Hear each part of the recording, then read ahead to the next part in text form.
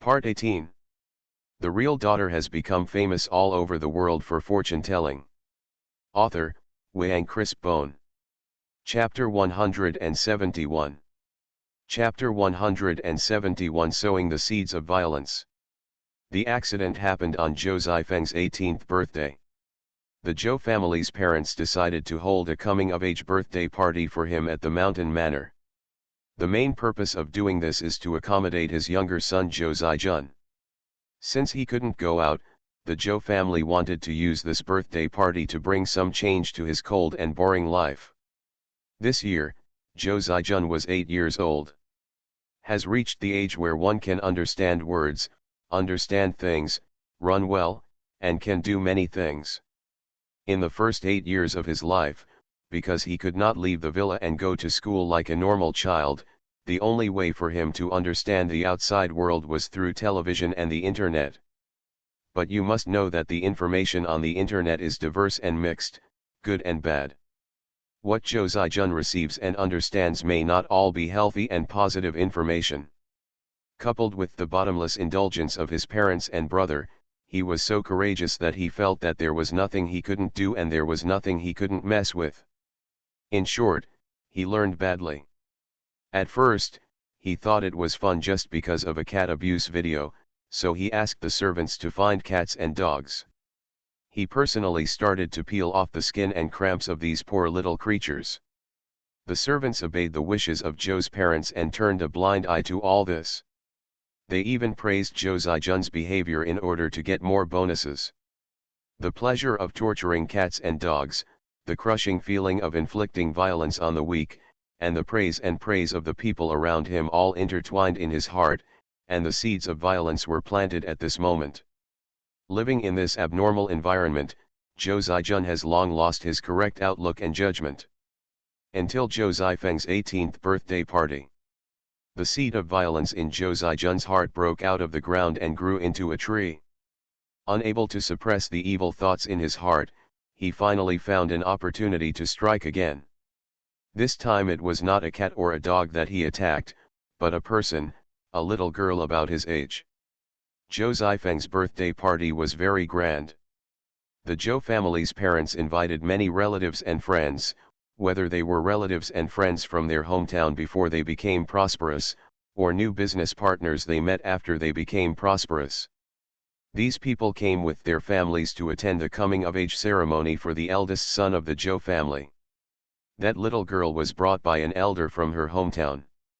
In terms of seniority, the Zhou brothers had to call her aunt. My great-aunt is not a good person either. She clings to others, is hypocritical and snobbish, and even favors boys over girls. She didn't like her granddaughter. She brought the little girl to the banquet just because her son and daughter-in-law had to go to work and had no time to take care of the children. She had no choice. So as soon as she entered the manor, she was dazzled by the prosperity here. She subconsciously let go of the little girl's hand and went around looking for someone to talk to. The little girl grew up in a small place and had not seen much of the world. In addition, she was young, timid, and introverted. She did not dare to ask for directions, so she could only wander around the manor. Finally, she somehow found a landscape lake and met a little boy of the same age by the lake. It was Zhou Zijun.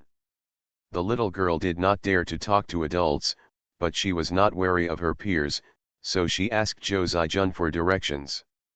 Zhou Zijun had just tortured and killed a cat by the lake, and the violence in his heart had not dissipated. Faced with the little girl who came to his door, he became even more timid. Zhou Zijun pretended to be leading the way to the little girl.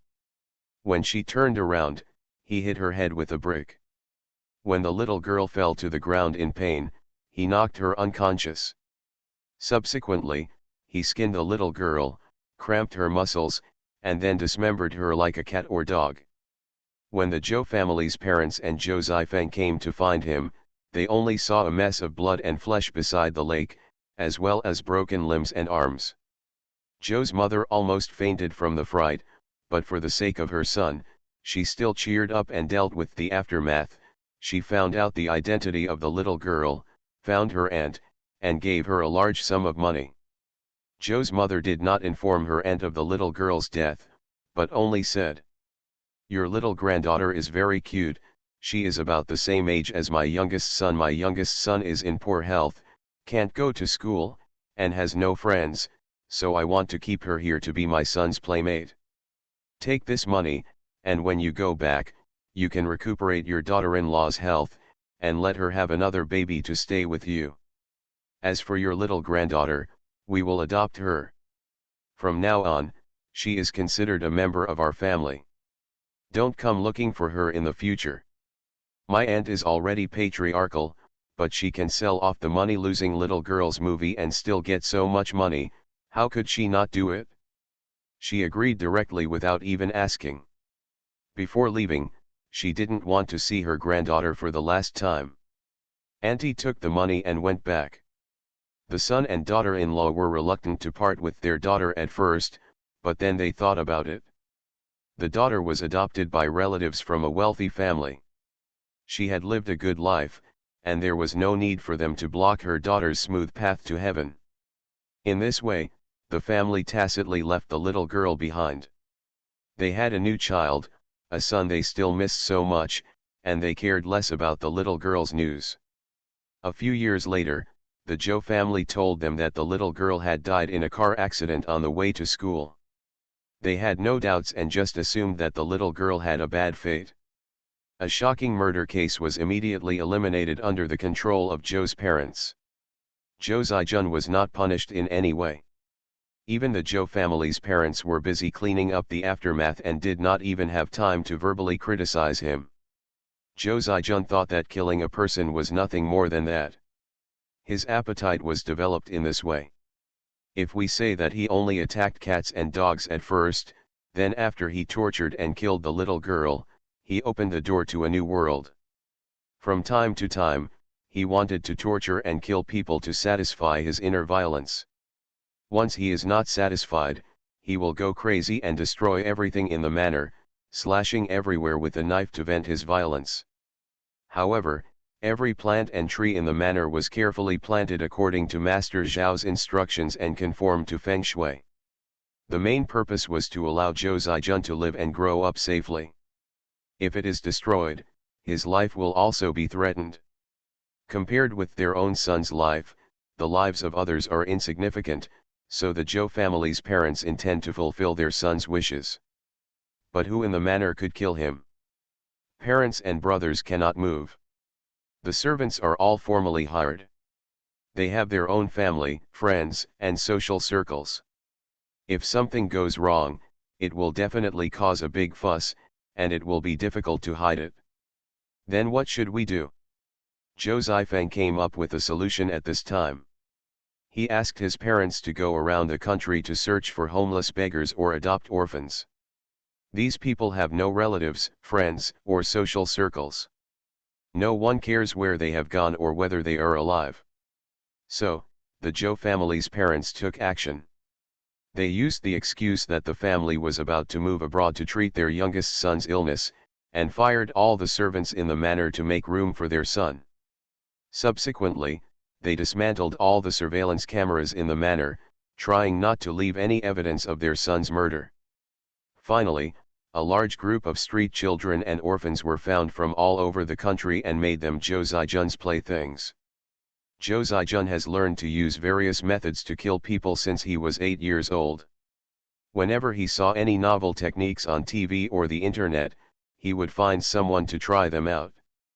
End of this chapter. The real daughter has become famous all over the world for fortune-telling. Author, Wang Chris Bone. Chapter 172. In order to protect Zhou Zhaijun from any threats, Zhou's parents did one more thing. They asked Master Zhao to set up the 5 elements and Bagua array in the manor, so that the manor could only be entered but not exited.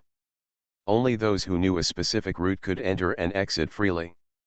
Obviously, no one else knew about this route except Zhou's parents and Zhou Zifeng. Even Zhou Zhaijun didn't know because he couldn't be allowed to go out. The orphans and street children who were found live in this villa. From time to time, people bring food and drink to them, so that they can live a comfortable life. They don't need to go to school, they don't need to work, they won't be beaten, and they have almost no worries. Except for a period of time, there will be one less person. At first, these children didn't know where Xiao Xiao had gone. They just thought that Zhou's parents had taken them outside, and they even envied others for being able to go out and play. The number of people is always limited, but Zhou Zijun's torture and killing is endless. Whenever all the children in the manor are tortured and killed, a new batch of children will be sent here. Each group of children cannot meet or communicate with each other, so that everyone's information is unequal. As a result, each group of children entering the manor thinks that they have met a kind person and is grateful. They don't know that this manor is a magical cave, and once they enter here, their lives will begin to count down. So it goes, year after year. In this seemingly beautiful manor, I don't know how many innocent children's souls are buried. But if you often walk by the river, your shoes will never get wet. What Zhou Zijun did was not kept secret forever.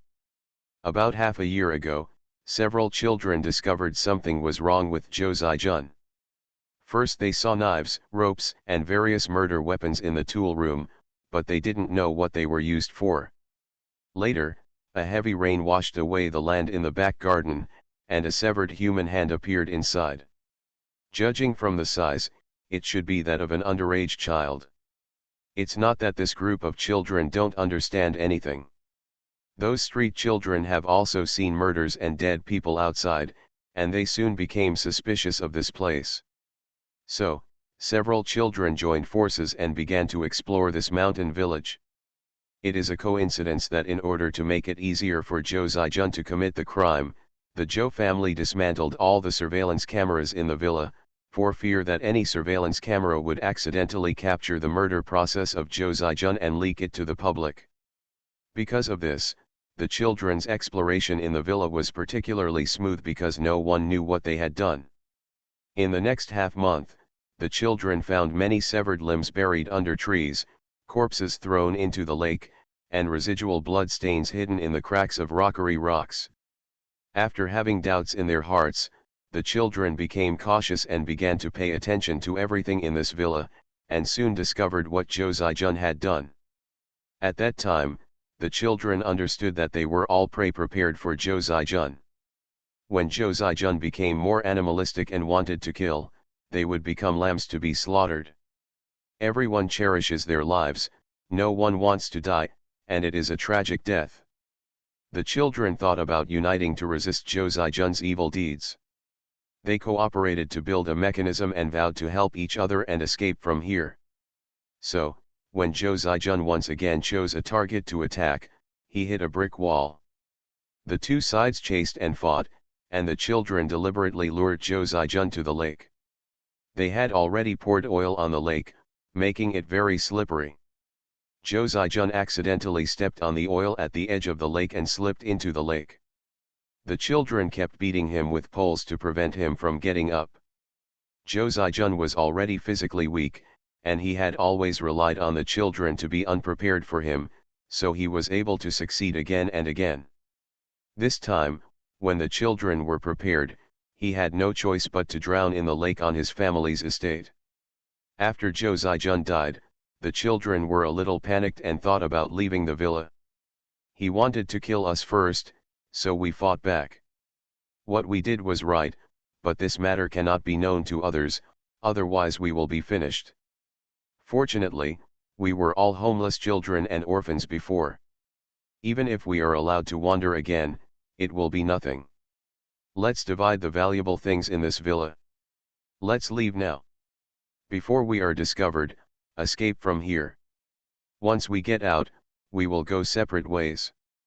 From now on, we will never get together again. Let's take care of ourselves. This is the best way to avoid detection. So everyone searched for things in the villa and prepared to leave, but only then did they realize that they couldn't get out at all. The 5 elements and Bagua array has been set up in the villa, which has a confusing effect. No matter how they go, the people inside will eventually have to return to the main hall entrance. They tried many times, but never succeeded. A few days later, all the edible food in the villa was eaten, and the children had not yet escaped, but the Zhou family's parents and Zhou Zifeng came. They came to deliver food and daily necessities to Zhou Zijun, and stopped by to see if there was anything that needed to be dealt with. However, as soon as they entered the villa, they learned that Zhou Zijun was dead. The children all agreed and said they didn't know what happened. The Zhou family's parents only thought that Zhou Zijun's death was an accident. Even though they found traces of oil by the lake, they also thought it was Zhou Zijun's death when he tortured others. How can they be reconciled to the death of their son, whom they have felt guilty for and protected for more than 10 years? So they called in Master Zhao again. Master Zhao said, "When this villa was built, it was a feng shui bureau. Even if the young master died within 7 days, his soul would still be in this villa. As long as I cast a spell, I can summon his soul back. After the soul returns, if you want to resurrect him as a human being, you still need to sacrifice human life and use more life to fill and extend the young master's life. Using these little beggars to sacrifice can temporarily delay the decomposition of his body. However, because the birth date of this group of people is unknown and there is no way to check their horoscopes, we can only treat the symptoms but not the root cause. I will calculate a few horoscopes that are conducive to the resurrection of the young master, and ask you to go out and search for them. Only if you find suitable people, and detain their souls, and stay in my resurrecting array for 99 and 81 days, you can bring the young master back to life. However, even if the young master comes back to life, his soul will still be unstable, but that is a follow-up matter. You can find these people first." From then on, the resurrection of Zhou Zijun began. Those children who failed to escape became the first batch of nutrients for this resurrecting array, allowing Zhou Zijun's body to gradually recover and his soul to gradually stabilize. The Zhou family's parents and Zhou Zifeng used their own connections to find people with similar horoscopes, and used various methods, including but not limited to deception and abduction, to get others to actively or passively give up their souls, and were trapped in the trap. That small porcelain altar provided vitality to Zhou Zijun. Du Qiaoyu is the 8th person found by the Zhou family. Because she is a young girl, Zhou Zifeng takes the lead, and there is a series of dramas about the rich second generation chasing love, which attracts Du Qiaoyu into the game. At the same time, in order to leave enough time for the Zhou family to find someone, Master Zhao also cast a spell on some money and asked Zhou Zifeng to distribute it in the form of red envelopes. Anyone who receives the red envelope and spends the money will automatically borrow his life. If Zhou Ying hadn't accidentally discovered that something was wrong with the red envelope, then after a while, Du Qiaoyu's soul would have been taken away. She lacked a soul, and she would be lying on the bed like everyone else, not knowing whether she was alive or dead. More importantly, no one knew what happened to her at that time, and not even the hospital could do anything. Just waiting for her vitality to run out and her breath to die. You are listening to Novels at Bless Up channel. Wish you happiness and luck. Please subscribe to receive new novels. How do you feel about this novel? Please like and leave a comment. The real daughter has become famous all over the world for fortune telling. Author, Wang Chris Bone. Chapter 173. Zhou Ying never thought that she just discovered something wrong with a small red envelope, but that there was such a cruel truth hidden behind it. Selfish people, in order to achieve their goals, regard human life as nothing, and commit a series of murders in this manner hidden in the mountains. At this moment, her mood was very complicated, both lucky and regretful. Luckily, she found Pei Anzu, exposed the truth here, and stopped this almost endless killing. It's a pity that everyone couldn't come earlier. Those children who died, their innocent lives, eventually perished here and were buried. In the near future, they may also be forgotten. Shen Yuran was very angry after hearing the whole story of the incident. How can there be such disgusting people in your family in the world? They are all beasts. No, you are worse than beasts. I think your brother deserves to die, he deserves to die. If a devil like him were alive, I don't know how many people would suffer. The Shen family is a wealthy family that has accumulated many philanthropic achievements. Shen Yueran has been taught since she was a child that doing good can help the world, and Shen Qinghe and his wife also practice charity and set an example for her. From Shen Yueran's point of view, the Shen family does charity every year just to reduce the number of miserable people in the world and give everyone some hope of living. But she didn't expect that someone would be so cruel to those children who were already living a miserable life for their own selfish reasons. Pei Anzu did not comment on what the Zhou family did, because she had seen too many. At this moment, Officer Du arrived with members of the Heresy Investigation Bureau's action team. Although the Heresy Investigation Bureau is currently searching for different abnormal events across the country, the progress is not great, so the main focus of the action team is still on Pei Anzu. Police Officer Du knew that whenever Pei Anzu started a live broadcast, he would inevitably encounter a big case. He only needed to follow Pei Anzu's steps and cooperate with the actions. Same this time. When Pei Anzu came to Pingcheng, Officer Du also brought people. Just in order not to alert the enemy and not to affect Pei Anzu's actions, I didn't follow him too closely and just waited in the town at the foot of the mountain. After receiving the call from Pei Anzu, he immediately led his people and rushed to the manor as quickly as possible. Police Officer Du called Pei Anzu at the gate of the manor, so Pei Anzu went out and brought them in personally. After all, there is a formation in the manor that covers the road, and others do not know the route clearly. Entering the living room, Officer Du saw several familiar people. Shen Yueran, the rich daughter of the Shen group, is currently Pei Anzu's assistant. She has a fox as a family fairy. She got her start in the Heresy Investigation Bureau. Zhou Ying is a loyal fan of Pei Anzu's live broadcast room. She has encountered supernatural events several times and is on the key watch list of the Heresy Investigation Bureau. Tao Xingyun, the destined person for this live broadcast, met Pei Anzu in the live broadcast room. As for the unconscious one, Officer Du didn't know him, but looking at the situation in front of him, the unconscious girl didn't seem to be an important person. "What's going on now?" Officer Du asked. Pei Anzu pointed upstairs and then on the ground, and briefly explained the matter. Their family practiced evil magic in this manner and murdered people. There is the largest room on the left side of the corridor on the second floor. It is evidence on the scene. I have broken the formation and it is harmless at the moment. As for this person, I have recorded his confession for you, and there is video evidence, but some details may require comrades from the Immigration Bureau to worry about. The details Pei Anzu mentioned were probably the burial place of the children's bones, etc. Someone must collect the bones for them and put them in the ground. Officer Du nodded and divided his men into several groups. One group went upstairs to survey the scene, took photos and evidence, and searched the inside of the entire house. One group went to explore the garden outside to find a place where the body might be buried. Referring to the video taken by Tao Xingyun, the interrogation of Zhou Zifeng continued. The last group, together with Officer Du, interrogated Master Zhao. "I'll go upstairs to help." Shen Yueran stood up holding the little fox in her arms. "That room is too crowded.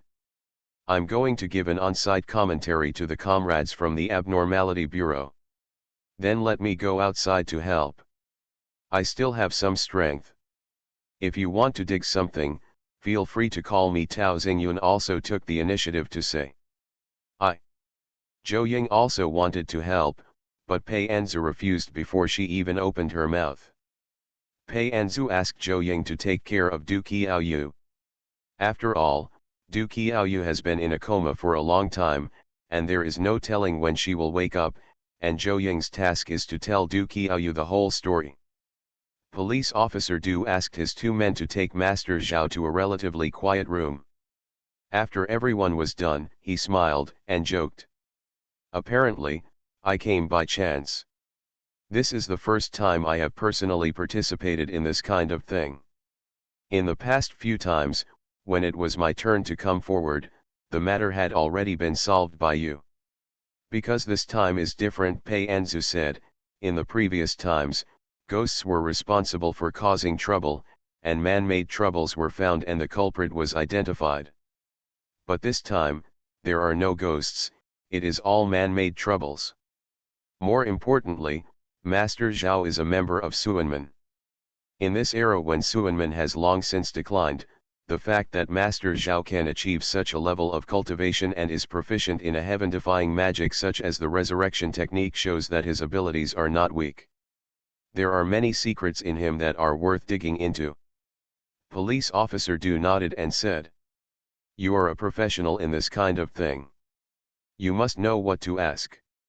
I will be a jury and record it, and I will leave it to you." After saying this, Officer Du and his two men turned on the recorder and waited for Pei Anzu to speak.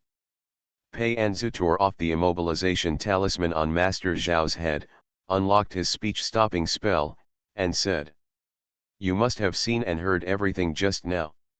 You are no match for me. I advise you to answer my questions honestly and you will suffer less. Otherwise, I don't mind using some methods on you. You are a member of Suanmen. You should know how many methods there are to torture people in Suanmen." Master Zhao stared at Pei Anzu for a long time before speaking. "It's okay to let me answer your question, but you must first clear up the doubts in my mind." "You want to know who I studied under?" Pei Anzu asked. "That's right, and where did this soul-binding rope come from?" Master Zhao nodded. Pei Anzu saw that Master Zhao was so persistent in wanting to know this matter. He thought for a moment and thought that it would be a good idea to tell him the truth. Maybe he could get more information out of him. Thinking of this, she replied, "You guessed it right. I am a disciple of Shu Yungan. I studied under the current master of Shu Yungan, Master Chang He.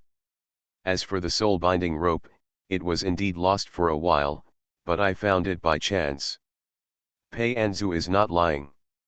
The old Taoist priest who adopted the original owner is called Pei Chang He. Although he is not a good scholar, he calls himself Chang He Genren when he shows off outside. The soul-binding cord was indeed obtained by chance, and there is no need to elaborate on the details. Who would have known that after hearing these words, Master Zhao sneered and said decisively, "There is no way you are a disciple of Shu Yungan.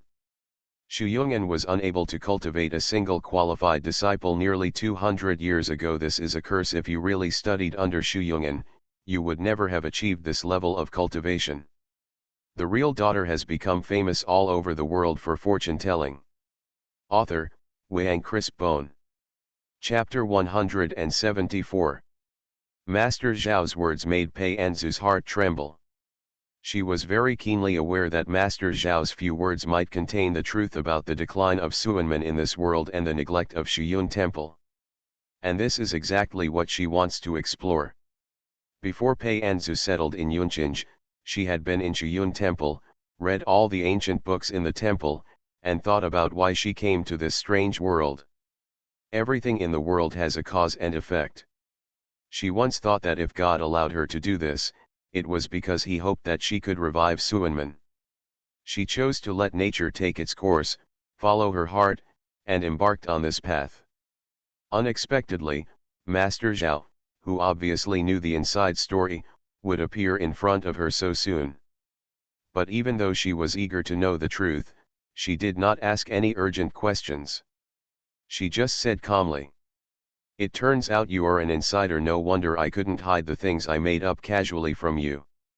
Master Zhao did not see the embarrassment of being exposed by himself on Pei Anzu's face. His face looked a little strange for a moment.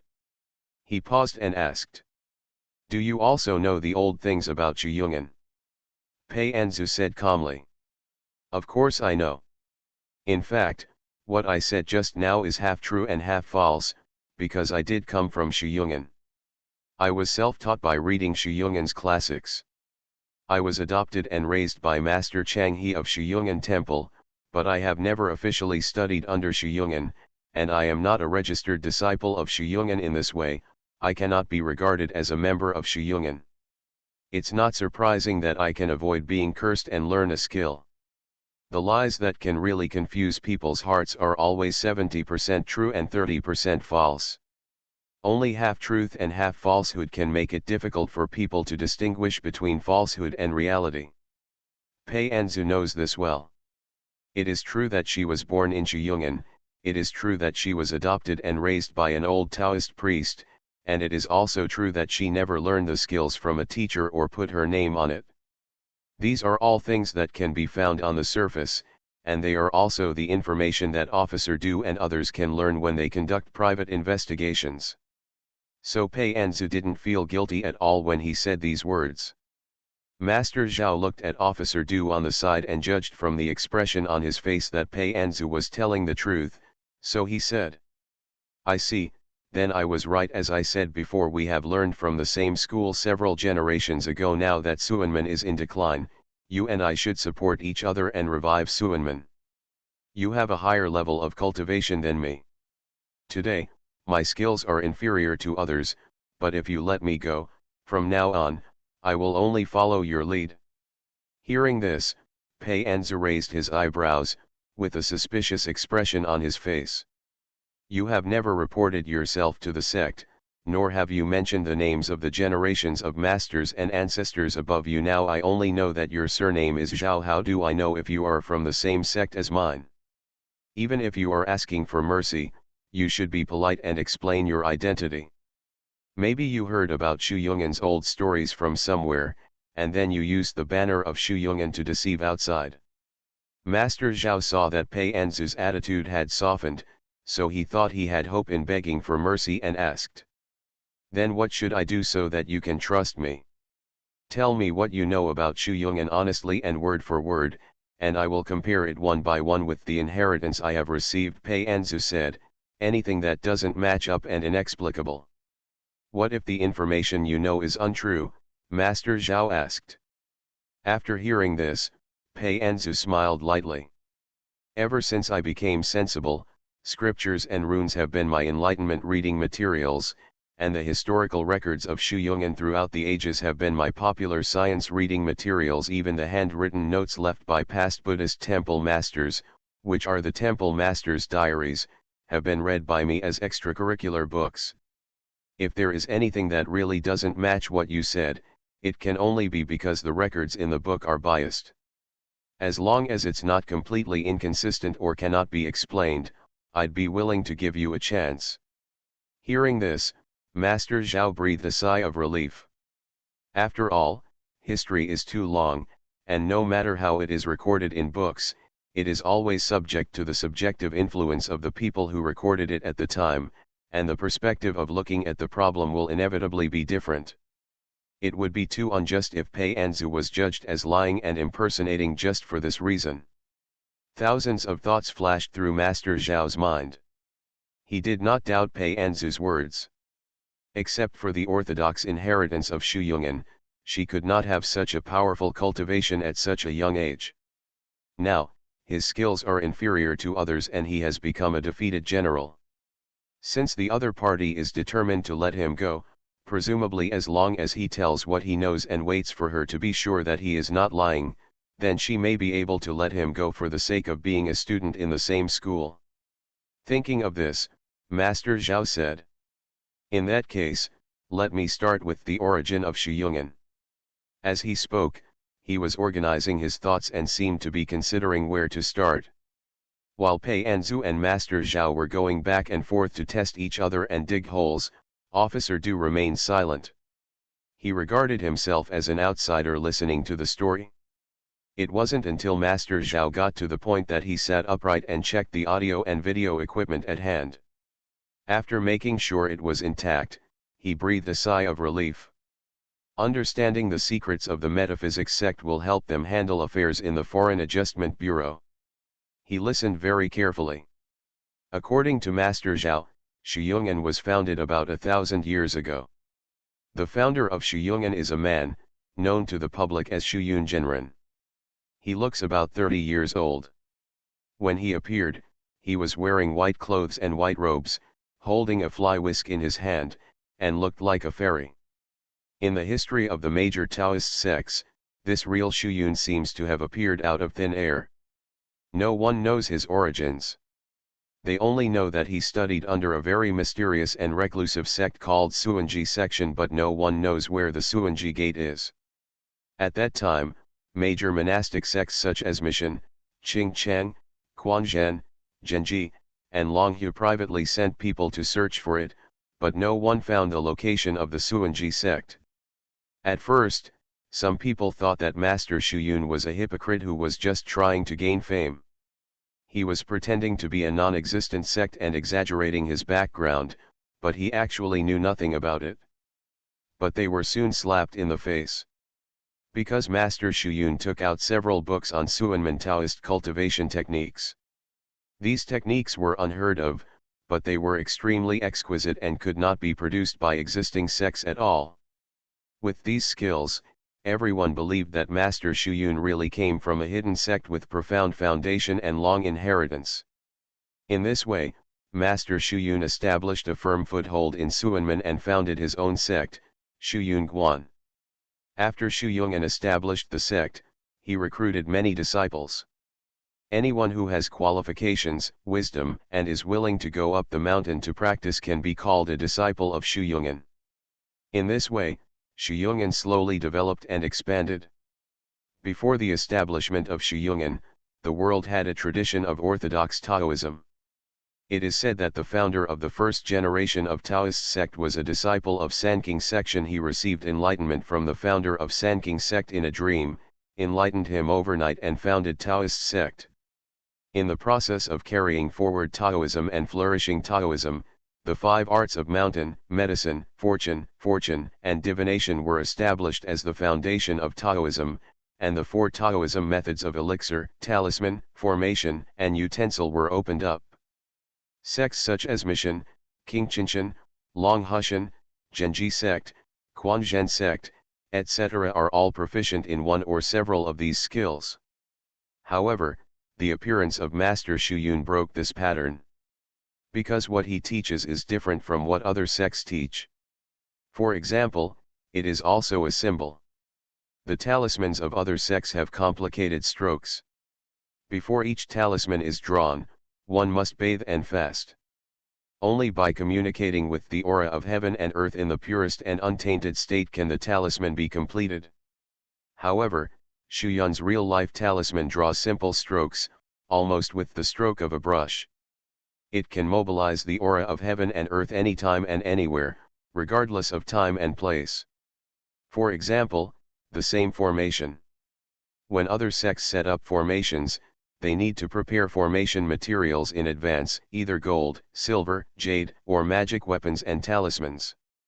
They also have to calculate the appropriate positions, which takes a lot of effort to form the formation. But when Master Shuyun sets up his formation, he can use materials at will. Stones on the ground, branches on trees, and even flowers and plants that can be seen everywhere on the roadside can become part of his formation. This seemingly similar but completely different Taoist system made Shuyun Guan stand out among the Taoists and became the leader of Taoism. Genren Shuyun did not hide his secrets. He chose to exchange knowledge with other sects and held regular exchange conferences so that all parties could learn from each other's strengths. During that period, metaphysics developed rapidly and Taoism flourished. But Suanmen will not always flourish. When troubled times arose, Suanmen came out, and Taoist cultivators cared about the common people and helped the world. Master Shuyun also chose to go out to help the world in troubled times. But the history proves that every troubled time is a good time for demons and ghosts to appear frequently. Because human life is the least valuable at that stage, monsters living in seclusion in deep mountains and old forests from all over the country have appeared one after another and attacked human beings. Among them, there are many treacherous monsters with advanced cultivation. In order to expel the demons, Master Shuyun chose to sacrifice his body. After handing over Shuyun to his chosen successor, he took the demons and died with him. All sects suffered great losses in this catastrophe. After the troubled times were settled, Suanmen entered a period of retreat and decline. Later on, one generation after another changed, and each generation withered. With the development of the times, Suanmen has gradually declined, and many advanced techniques and methods have been lost. By 200 years ago, the cultivation of Suanmen as a whole was not even half of what it was in its heyday. But at that time, war broke out again, and new monsters also appeared.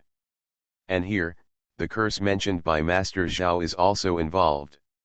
200 years ago, the then headmaster of Longhu Mountain suddenly suffered from heart palpitations and occasional feelings while in seclusion. You should know that people's intuitions and premonitions in Taoism usually represent some unusual signs, which may be hints for the future. The headmaster of Longhu Mountain felt uneasy, so he calculated the secret, but halfway through the calculation, he vomited blood, suffered a backlash and was seriously injured. All his cultivation was destroyed, and he only had 3 months left to live. As soon as this incident came out, all the Suanmen factions could not sit still. All the talkers gathered together, trying to figure out what happened, which would cause the dignified Master Longhu to be seriously injured and withered to this point. Among them, the most proficient in calculation was the master of Shiyun Temple at that time, Qingfeng Jinren. He worked his cultivation, calculated the secrets of heaven, and came to a conclusion.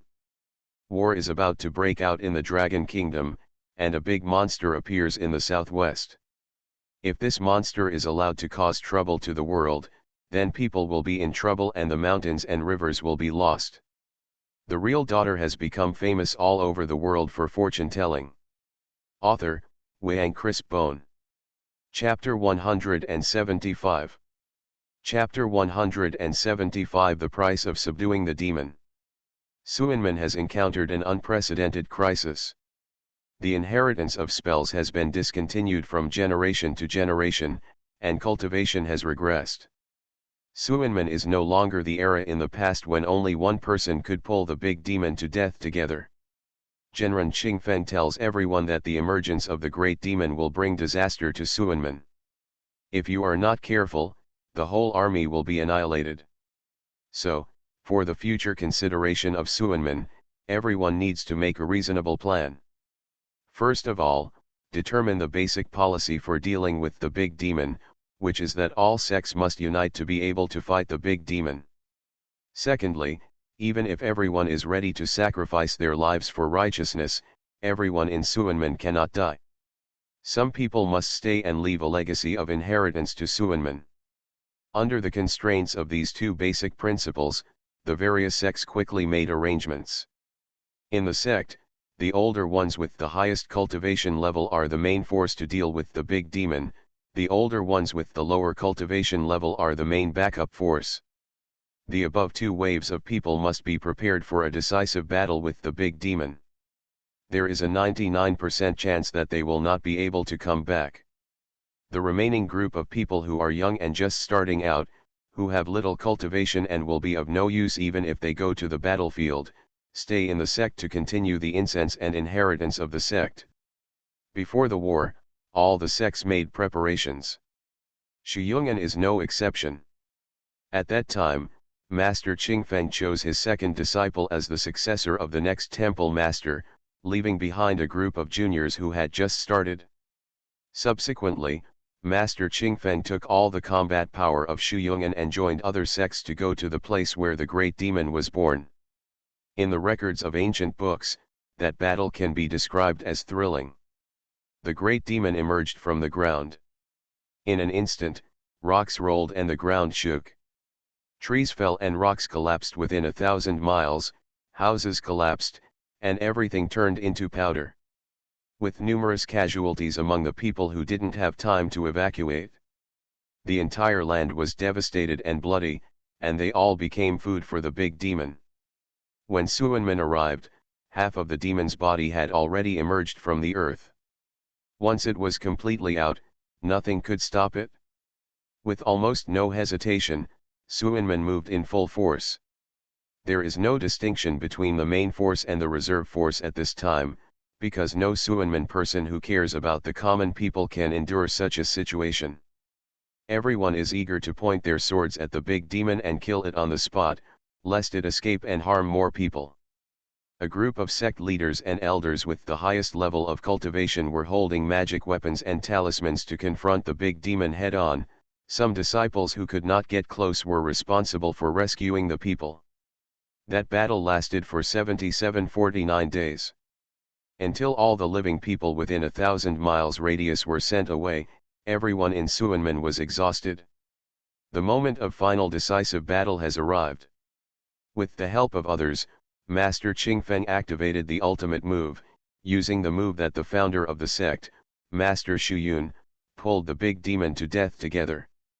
When Master Shuyun used this move, it was one person and one sword. He used his own death to save nearly half of Suanmen's living strength. Although Suanmen suffered heavy losses, it would not be completely destroyed. But this time, Qingfeng Genren used the same trick again. He couldn't do it by himself and had to ask others to cooperate. This was the inevitable result of inheritance and the regression of cultivation. Fortunately, this trick works. The demon-slaying formation that destroyed the heaven and earth, with its huge power and the force of thunder, enveloped the big demon and the entire Suanmen people. Senior Suanmen offered his body as a sacrifice, but the demon was unwilling to fight back with all his might, but in the end they both ended up perishing together.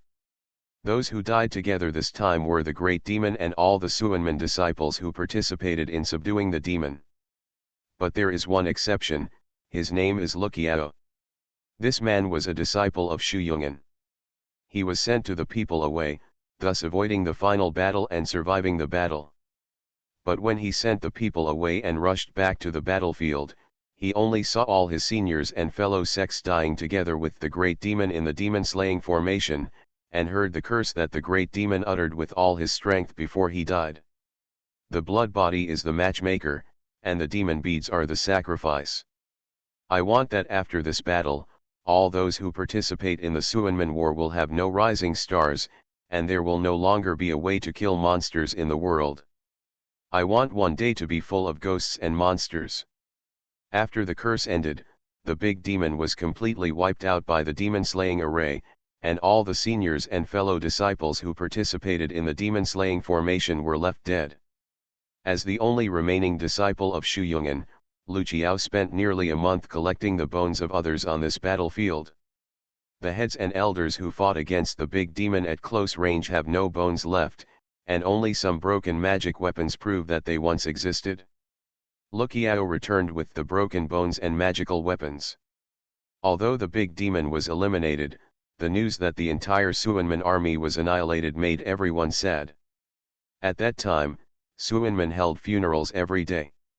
After the funeral, the various sects, led by the speaker, went back to their homes and separated, planning to live in seclusion in the mountains and concentrate on cultivation, waiting for the next catastrophe to come.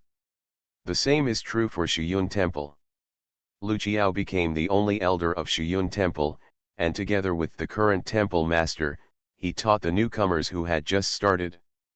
But a few months later, he discovered a problem. All the disciples of Shu Yungan have not made any progress in their cultivation, including the good seedlings who were once praised by Master Qingfeng as having excellent roots and bones, and they have not made any progress at all. What's even more frightening is that even the disciples who have already completed their studies are slowly regressing in their cultivation. There were already young disciples who could draw a few simple runes with a high success rate, but after fighting monsters for several months, they could not even draw a complete rune. They can no longer communicate with the spiritual energy of heaven and earth, and the Suanmen disciples who were originally amazing and talented gradually disappeared from everyone. At this moment, Luqiao suddenly remembered the curse of the great demon. After this battle, all the Suanmen who participated in the battle had no rising stars, and there was no way to kill monsters in the world. If all Suanmen disciples can no longer practice the Suanmen art of subduing demons and eliminating demons, wouldn't that mean the curse has been fulfilled?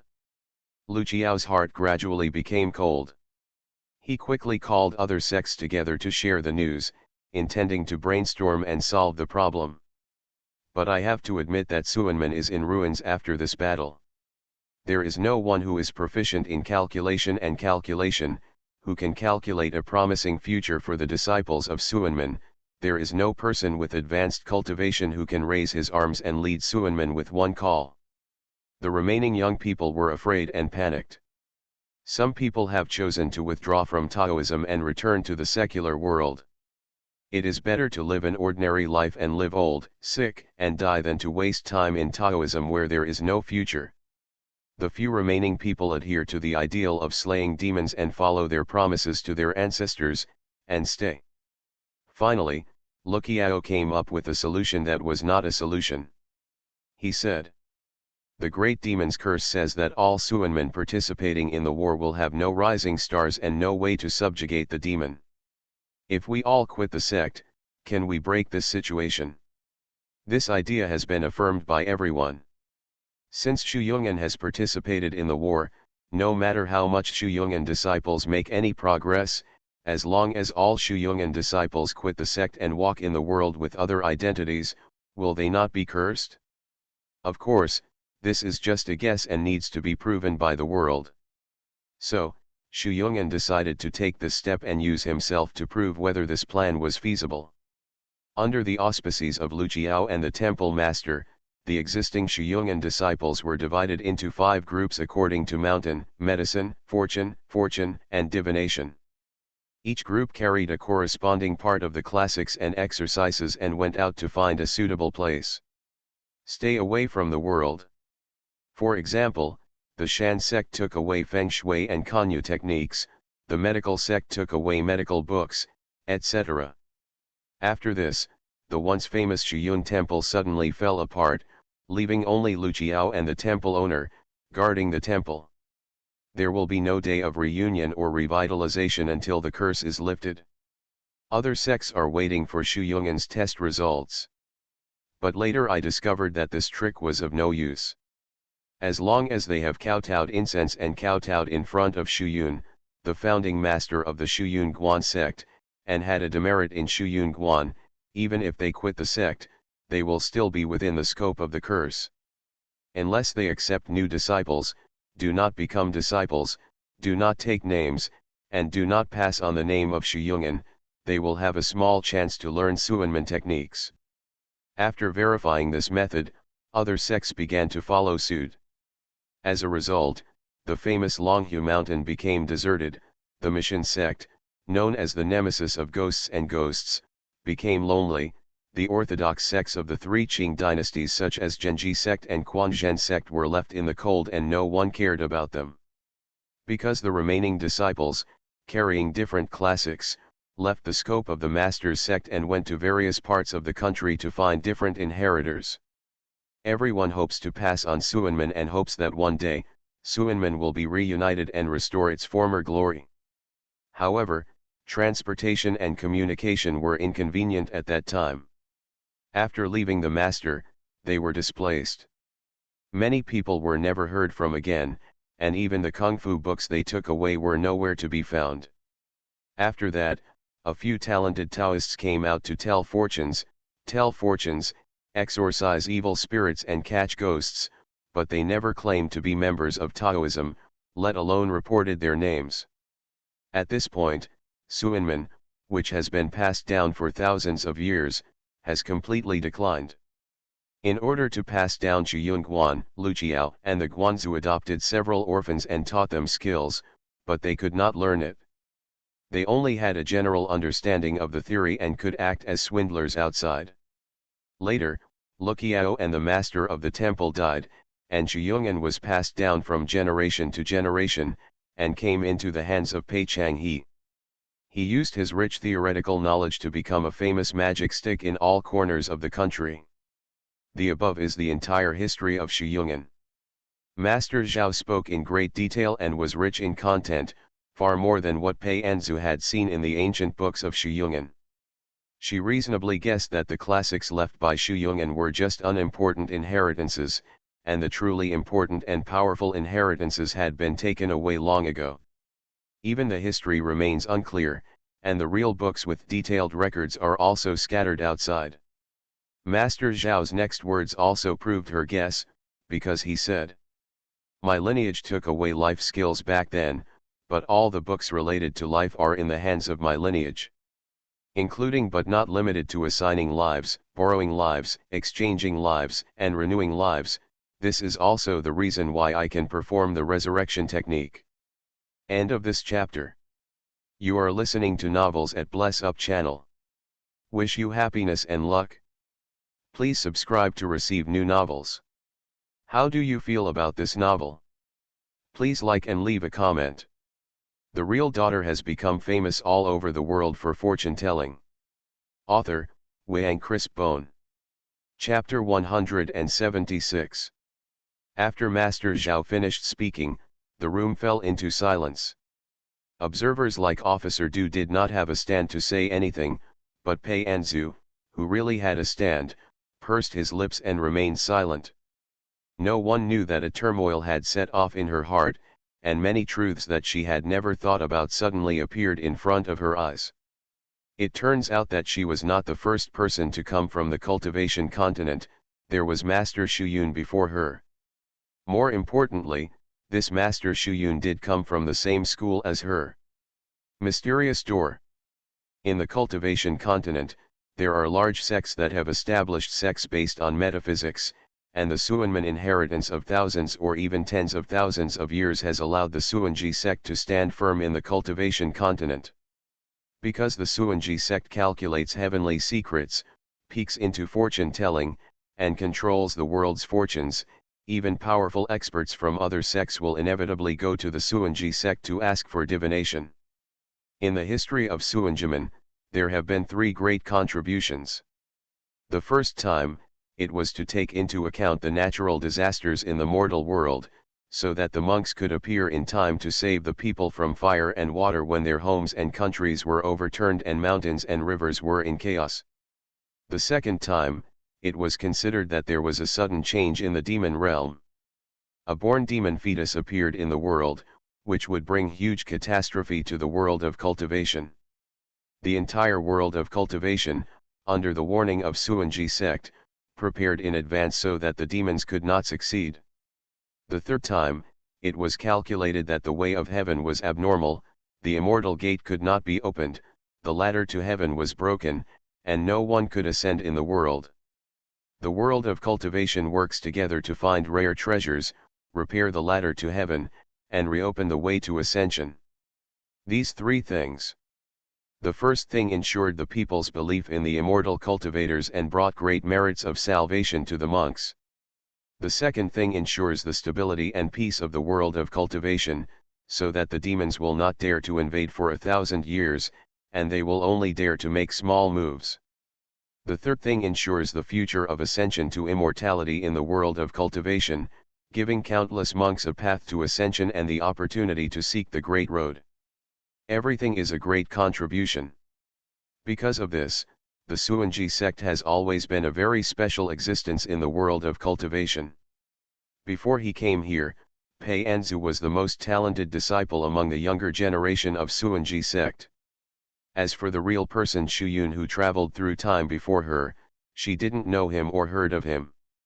She just remembered that she heard the elders of the sect mention it a long time ago. There was a disciple in the sect who went out for training. He didn't return to the sect for a long time, and he didn't respond to calls to the section. He couldn't be contacted. If it weren't for the fact that the soul lantern he left behind in the sect was still intact, everyone might have thought he died outside. The headmaster has calculated that the reason why this disciple cannot be contacted is because he has his own fate and has already left the world of cultivation, so the communication stone cannot be used at all. At that time, everyone in the sect thought that leaving the world of cultivation was to go to the fairy world, and they all lamented that this fellow sect was lucky enough to go out and experience something, and he ascended without knowing it. During that time, Suanji sect set off a craze for going out to experience, and everyone wanted to look for opportunities outside. Pei Anzu is no exception. But at this moment, she realized that leaving the world of cultivation did not mean going to the fairy world, it might also mean going to other worlds. However, everyone agreed at the time that only immortals had the ability to break the void and travel to other worlds, so no one thought about it in this regard. Now that she has experienced it herself, she realizes that you don't have to become an immortal to break the void, and it can also happen by chance. Like her, like the former Shuyun. If Master Shuyun did come from the same sect on the same continent as her, then this would explain why the skills he used were different from those in this world. Because the spiritual energy in this world is thin, people in Suanmen do not have a complete cultivation system, cannot introduce the energy into the body, nor can they build foundations and form elixirs, so they cannot use spiritual power well.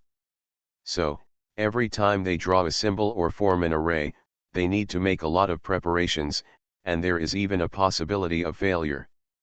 But Master Shuyun is different, he is a cultivator of immortality. Judging from the fact that he was able to drag a monster that could destroy the world to death in this world back then, he must at least be a nascent soul cultivator. More importantly, Master Shuyun was wearing one at that time, and the spiritual energy in his body was very sufficient, so he could use his pen to form talismans and form formations at will.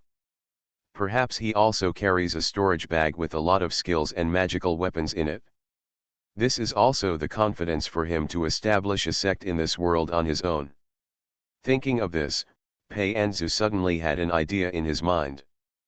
Perhaps she can find traces of Shuyun's existence in this world, and when she breaks the void and returns to the world of cultivation, she can also make the senior brother return to his roots completely.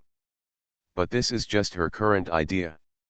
If she really wants to do it, she needs to think about it in the long term. The most important thing now is Master Zhao in front of him. Pei Anzu calmed down and then said, "You haven't finished speaking yet." "What else do you want me to say?" Master Zhao asked.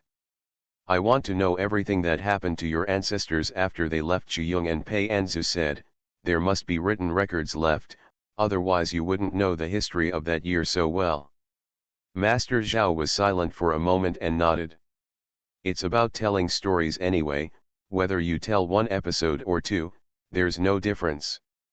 Most importantly, Pei Anzu's cultivation is astonishing at a young age, and he has the demeanor of a disciple of Shu Yungan recorded in the book. Perhaps she is the key figure who can revive Suanmen?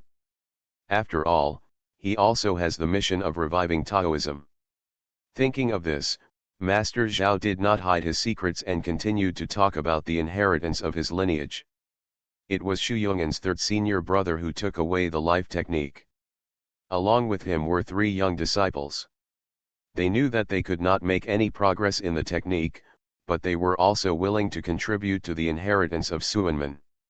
The 4 of them walked around as brothers. Since they could not consider themselves members of Taoism, they switched to business. Businessmen travel all over the country and north, looking for good seedlings who can accept the Taoist inheritance. It's a pity that most people are not willing to give up their current stable life for an unexpected future. Until they met a wealthy businessman whose surname was Zhao, who was the ancestor of Master Zhao today. The ancestors of the Zhao family were also in business, and their business was quite large, and they made friends with many people from all walks of life. Some of them had evil intentions and were jealous of the Zhao family's business. They wanted to seize the Zhao family's property, so they found some lonely ghosts to harass the Zhao family. Originally planned to kill everyone in the Zhao family and take over their property, but unexpectedly Mr. Zhao brought back the 3rd senior brother and the others. After all, I had studied in Suanmen. Even though my cultivation level had regressed, I still had some ability. With the help of the 3rd senior brother, the Zhao family survived this disaster. Mr. Zhao saw that the 3rd senior brother and the others were so capable, so he wanted his son to become their disciples and learn Taoist magic. However, the 3rd senior brother and the others could not accept disciples. Because once one has the name of master and disciple, even a disciple of Shu Yungan will be cursed by the great demon. Later, they thought of a way. Helping. The Zhao family provided money and effort to support the three senior brothers and them, making them guest ministers of the Zhao family and guarding the family home. The two parties reached a cooperative relationship and signed a contract. First, the Zhao family provides a shelter for the third senior brother and the others, who select suitable seedlings within the Zhao clan to pass on the Suanmen skills. Second, the Zhao family must use the entire family's efforts to protect all classics and inheritance from damage, and promise that no matter what, the inheritance must not be interrupted. Third, all the descendants of the Zhao family who practice Suanmen magic must make an oath in their hearts. No matter how many years have passed, no matter what happens, once there is a suitable opportunity, they must find a way to return to Shiyungan and revive Suanmen. This is not an ordinary contract, but a Suanmen-specific blood contract. Once signed, you can only abide by it. If you violate it, you will be struck by thunder. In this way, the third senior brother and the others handed over the life spell inheritance they brought out to the Zhao family. Mr. Zhao takes a long-term view.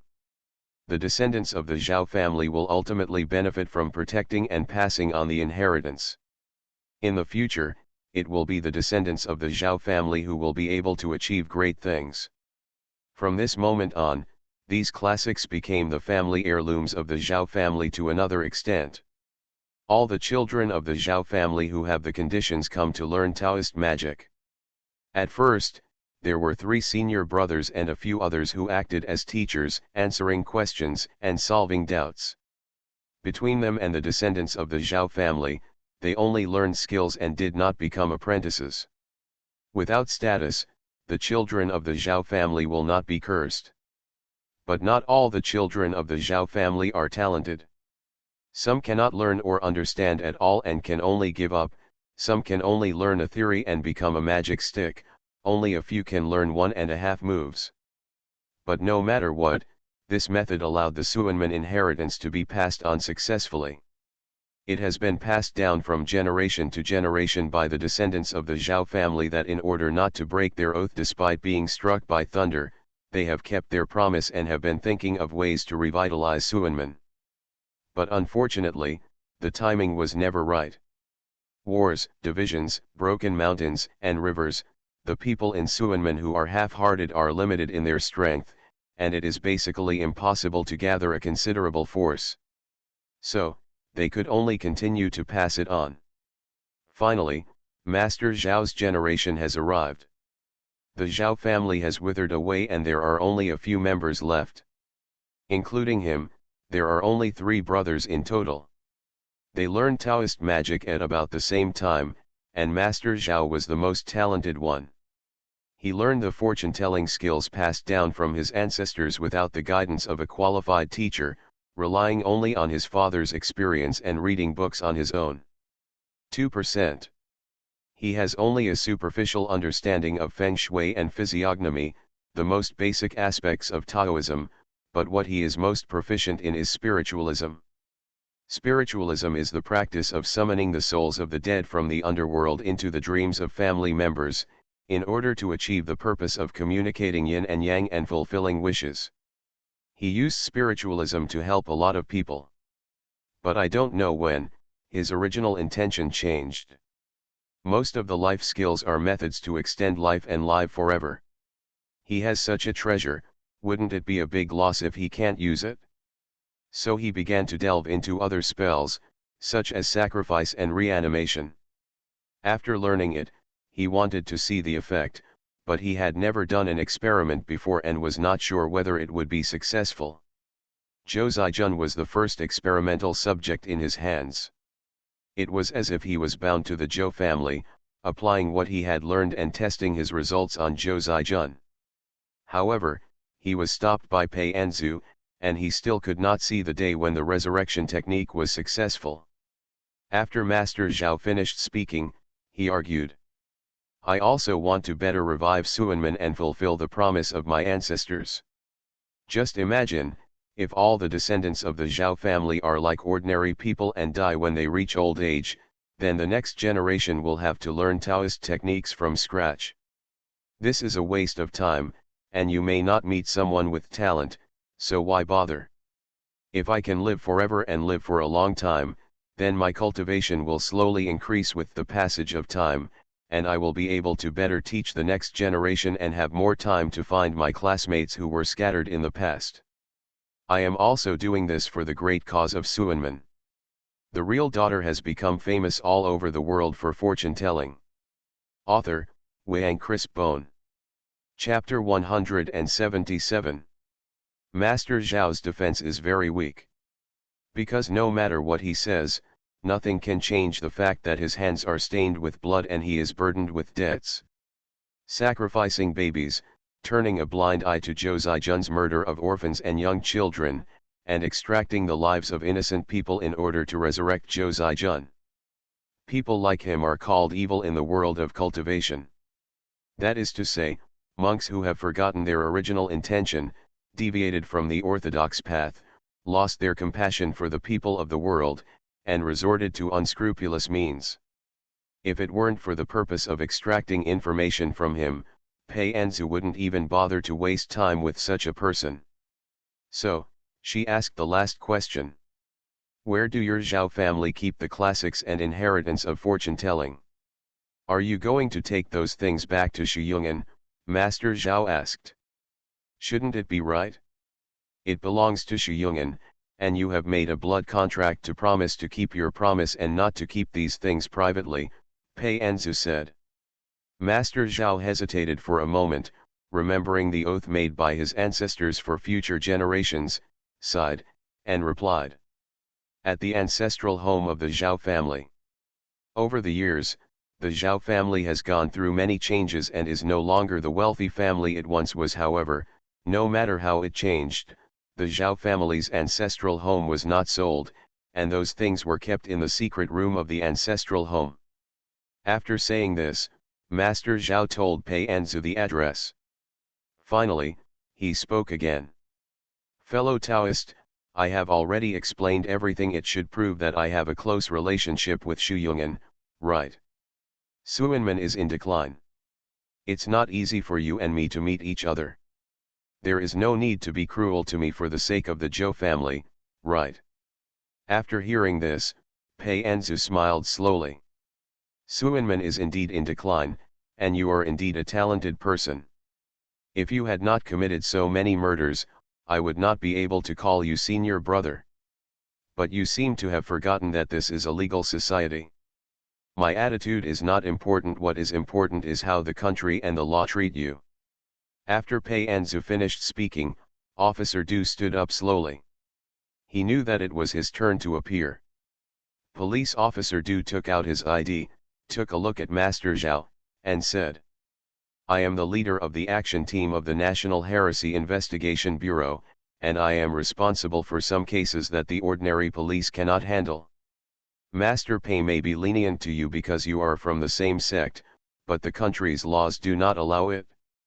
Although there is no law specifically targeting those of you who belong to Suanman, you can't escape the crime of intentional homicide if you save Zhou Zijun's life and harm other innocent people.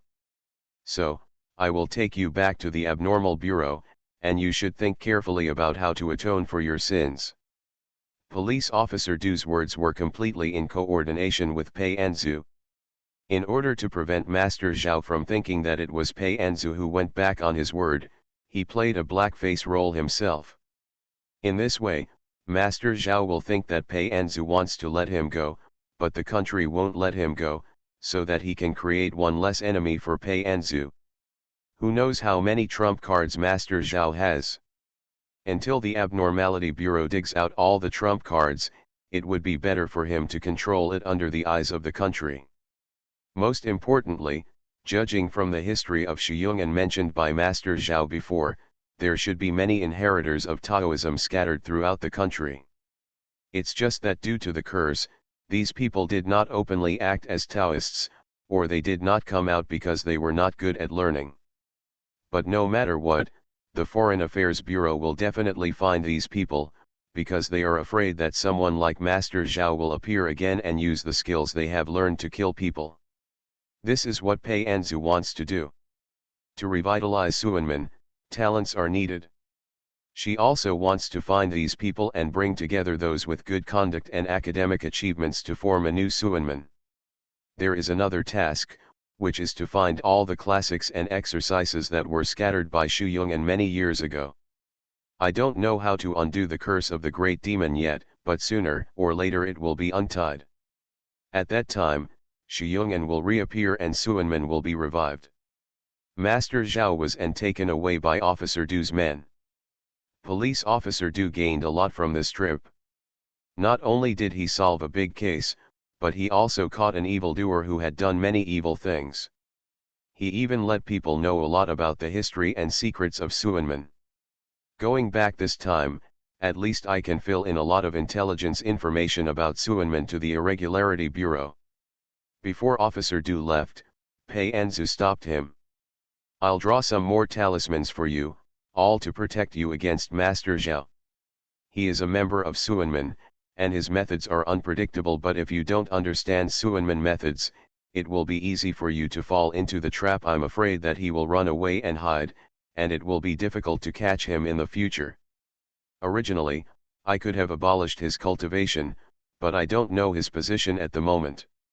If he can change his ways under the control of the state, use the skills he has learned to atone for his sins, and benefit the common people, then his cultivation will still be useful.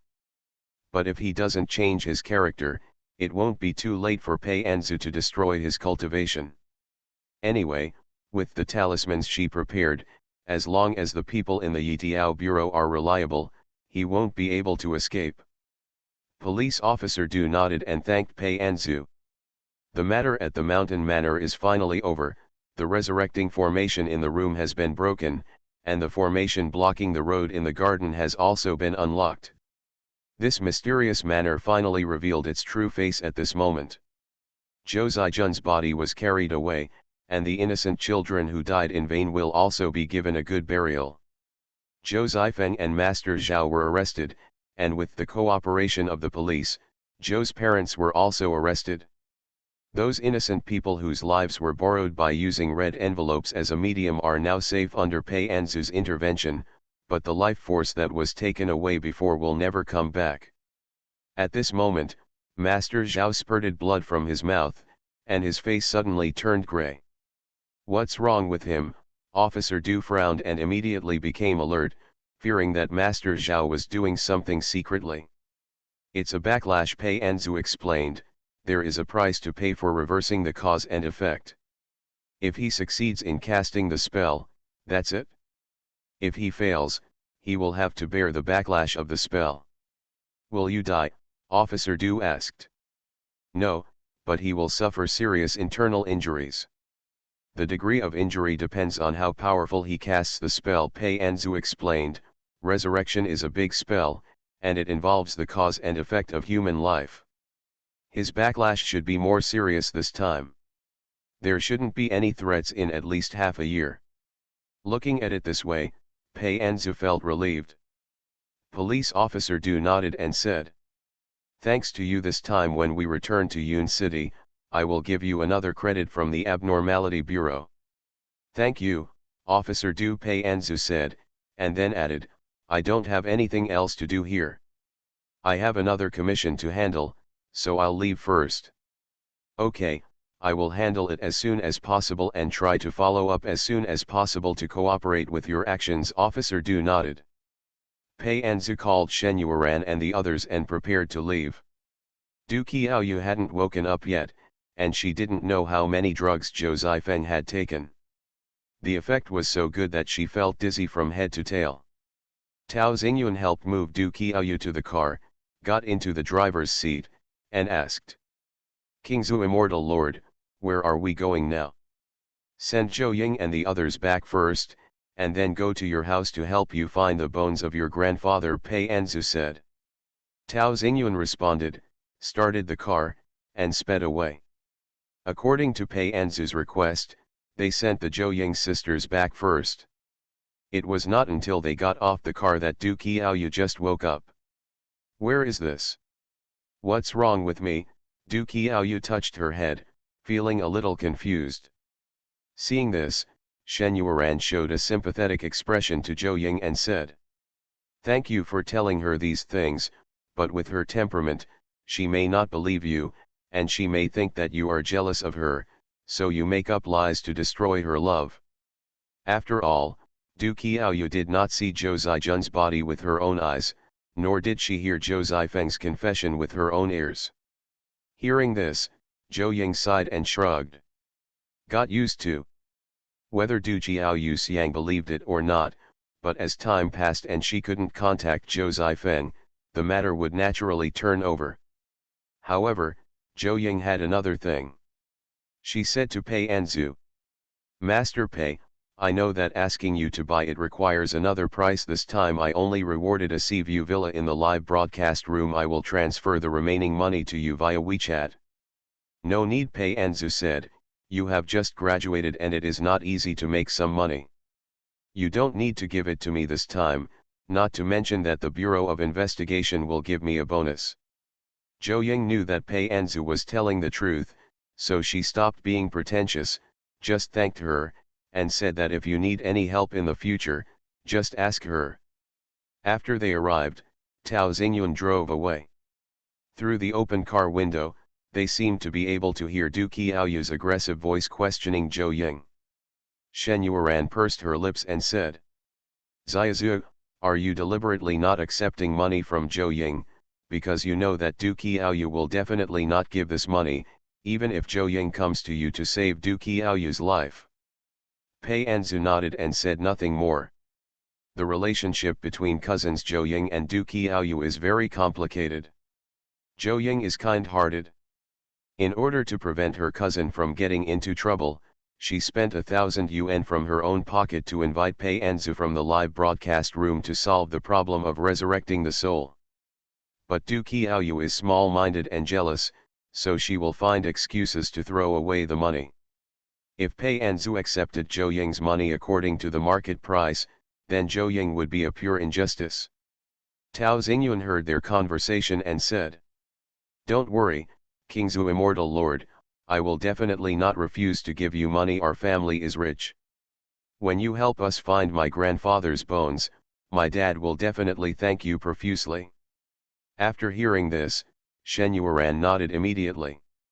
"That's necessary. We, Xiaozu, don't just do it casually, but seeing as how you helped out this time, I can't give you a discount." Hearing this, Pei Anzu chuckled, "You." The car was filled with laughter and laughter. Tao Xingyun drove them to his home and said before arriving, "My home is a bit far from here. It takes at least 2 hours to drive. If you are tired, you can lie down and rest. I will call you when we get there." Pingcheng is very big. Zhou Ying's hometown and Tao Xingyun's home are not in the same area, and are even in 2 different directions. It was hard for Tao Xingyun to follow them and attack them. The real daughter has become famous all over the world for fortune-telling. Author, Wang Chris Bone. Chapter 178. Chapter 178 Tao Family History. Tao Xingyun's father is Tao Wangshan. He is a middle-aged man with a round and pleasant appearance and a bit of a potbelly. His smiling face looks a bit like Maitreya Buddha at first glance. Seeing his son returning with the master, he hurriedly came up to greet him. "This must be the King Zhu Immortal Lord. Oh my God, I've been waiting for you to come. I've prepared good wine and food to welcome you. Let's have a night's rest before we go look for the bones of the Tao family's ancestors." Pei Anzu didn't expect that Tao Wangshan would be so enthusiastic. According to past experience, most of the wealthy bosses she met did not believe her at first because she looked too young. Even Shen King he tested her a lot at first, instead of treating her warmly from the beginning. As if seeing Pei Anzu's doubts, Tao Xingyun coughed in embarrassment and explained, "That always believe in the light is my dad's online name." Pei Anzu? So, your dad is a fan of King Zhu Immortal's live broadcast room, Shen Yuan understood instantly. As the assistant of King Zhu Xianjun's live broadcast room, Shen Yuan needs to maintain the order of fans during Pei Anzu's live broadcast, so she is quite familiar with several big fans at the top of the fan list. Pei Anzu may not have cared about this, but Shen Yueran knew that Always Believe in the Light is one of the big fans, and he has been following Pei Anzu since his first live broadcast. More importantly, Always Believe in the Light will give Pei Anzu a reward for every live broadcast. Even if he doesn't count his fortune, he still spends a lot of money. When Tao Xingyun appeared in the live broadcast room, Shen Yueran was still thinking that this fan was so young, but he didn't expect that the account belonged to his father. Tao Wangshan was not angry when his son exposed him. He just smiled and said, "Oh, because of my family background, I originally believed this, but now it's hard to find a capable master. It's rare to meet the Kingzu Immortal Lord. He is young and has great abilities, so naturally we should pay attention to him." Pei Anzu nodded after hearing this explanation. She had learned part of the family history of the Tao family before. She knew that the Tao family had relocated to avoid war, and later found a geomantic treasure and built a new ancestral tomb. So how did the Tao family recognize the geomantic treasure land back then? Presumably at that time, the Tao family must have met the Suanmen disciples who were scattered outside and got help from him, so the Tao family has believed in this from their ancestors to the present. Thinking of this, Pei Anzu smiled and said to Tao Wangshan, "Just follow Mr. Tao's arrangement." So, Pei Anzu and Shen Yueran had a sumptuous dinner at Tao's house and had a good night's rest.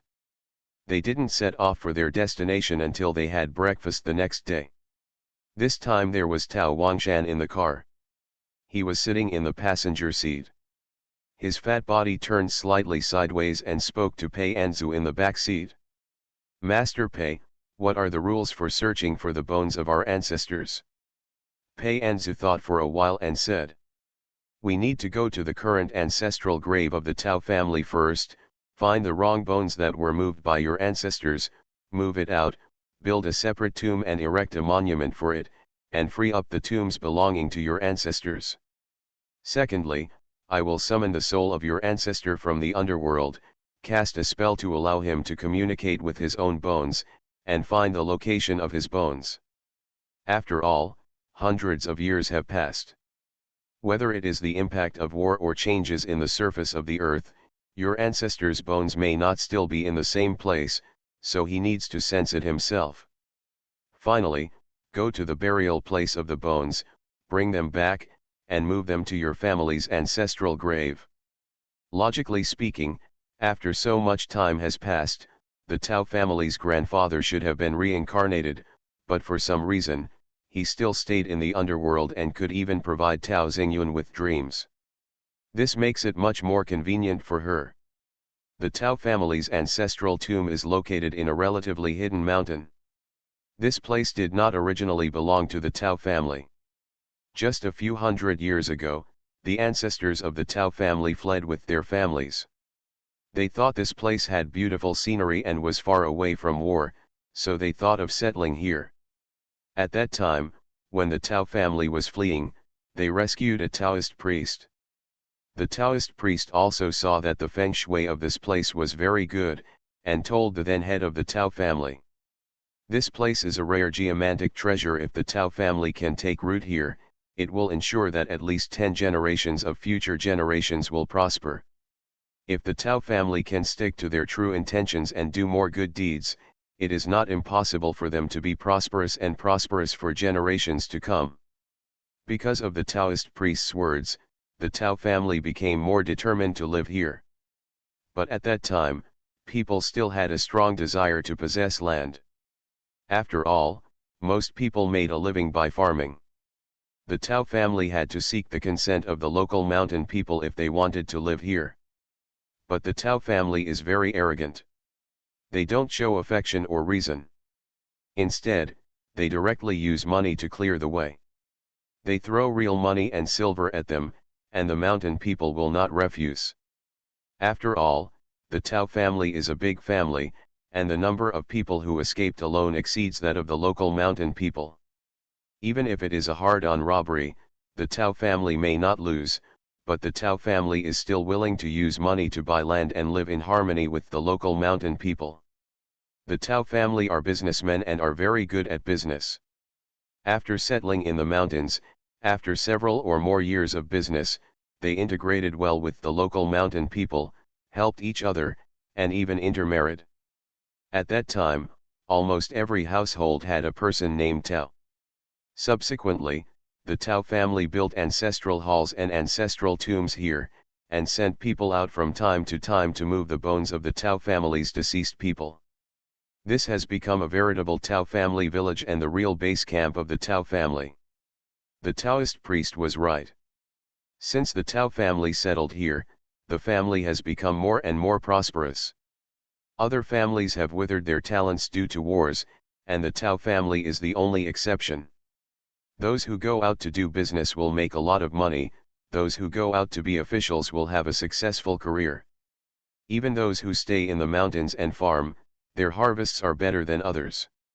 Therefore, the Tao family was very convinced of the Taoist priest, and strictly followed the Taoist priest's words, and made stick to one's heart, accumulate virtue and do good, be kind and generous as the Tao family's ancestral motto. Since then, the life of the Tao family has become better and better, passed down from generation to generation until now. Tao Xingyuan was driving while listening to his father telling the Tao family history. After listening, there was always one thing he couldn't figure out. "Dad, why did my grandpa come to give us dreams now? Our ancestors have been visiting the graves of our ancestors for generations. Didn't our ancestors go to the wrong graves? Why didn't grandpa look for them?" Tao Wangshan felt strange after hearing this. "Master Pei, do you know why this is?" "I don't know." Pei Anzu shook his head. "If you are really curious, wait until I call out the soul of the great-grandfather and ask him face to face." The Tao family father and son suddenly fell silent. Even though they were probably their ancestors, they were still a little frightened to actually talk to ghosts who had been dead for many years. For the rest of the journey, no one talked about this topic again. Tao Wangshan picked some interesting stories or outstanding deeds about the Tao family's ancestors. He is very good at telling stories, with a pleasant face and rich body language. He tells the whole story vividly and never seems boring along the way. Tao Xingyuan was hearing this for the first time. He even lamented that if it weren't for Master Pei's blessing, he would not be able to hear the stories of these ancestors. By the time we arrived at Dejia village, it was already past 11 in the morning. Before setting off, Tao Wangshan had already contacted the village chief, saying that he would bring important guests to the house today, and the village had already been prepared. Every household was cleaned, and the whole village worked together to prepare a sumptuous banquet. Even the clan leader took out the dragon and lion dance costumes that are only used on important festivals, and played gongs and drums for Pei Anzu and the others. A grand welcome ceremony. Compared with the backwardness and ignorance of Yeokunyan village and the crazy and evil nature of Julapo village, Dejia village, which is also in the mountains, seems much more normal. It can be seen that the family tradition passed down from the ancestors is still very important. And the Tao family did not rely on the geomantic omen to rest on their laurels. Some of them went out to work hard to create a new hope for the Tao family, others chose to stay in the mountains, farming, guarding the rear and leaving an escape route for the Tao family's children who went out to work hard. Those who went out to work hard, and became prosperous, did not forget to support their families in the mountains. However, if you unfortunately fail outside, you can still return to the mountains. At least the clan will allocate houses and fields, so that people will not be desperate and die in a foreign country. Tao Jia gave a good explanation of what it means, family and everything prosper.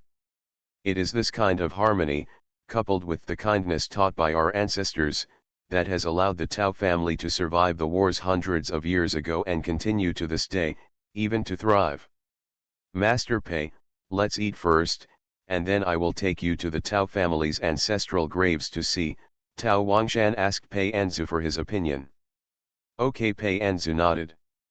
During lunch, I was accompanied by the Tao clan chief who was guarding the village, as well as several other relatively famous elders in the village.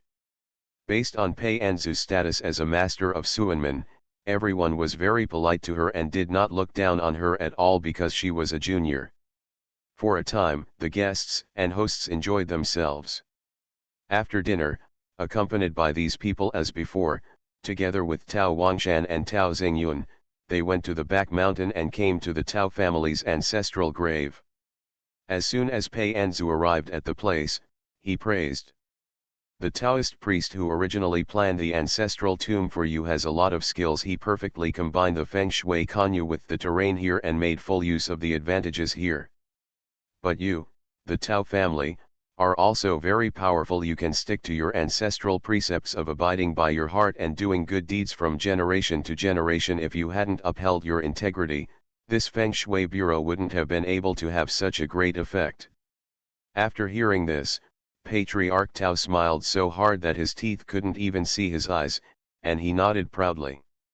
What Master Pei said is that we descendants of the Tao family have memorized the teachings of our ancestors since they were born, and we dare not forget them at all.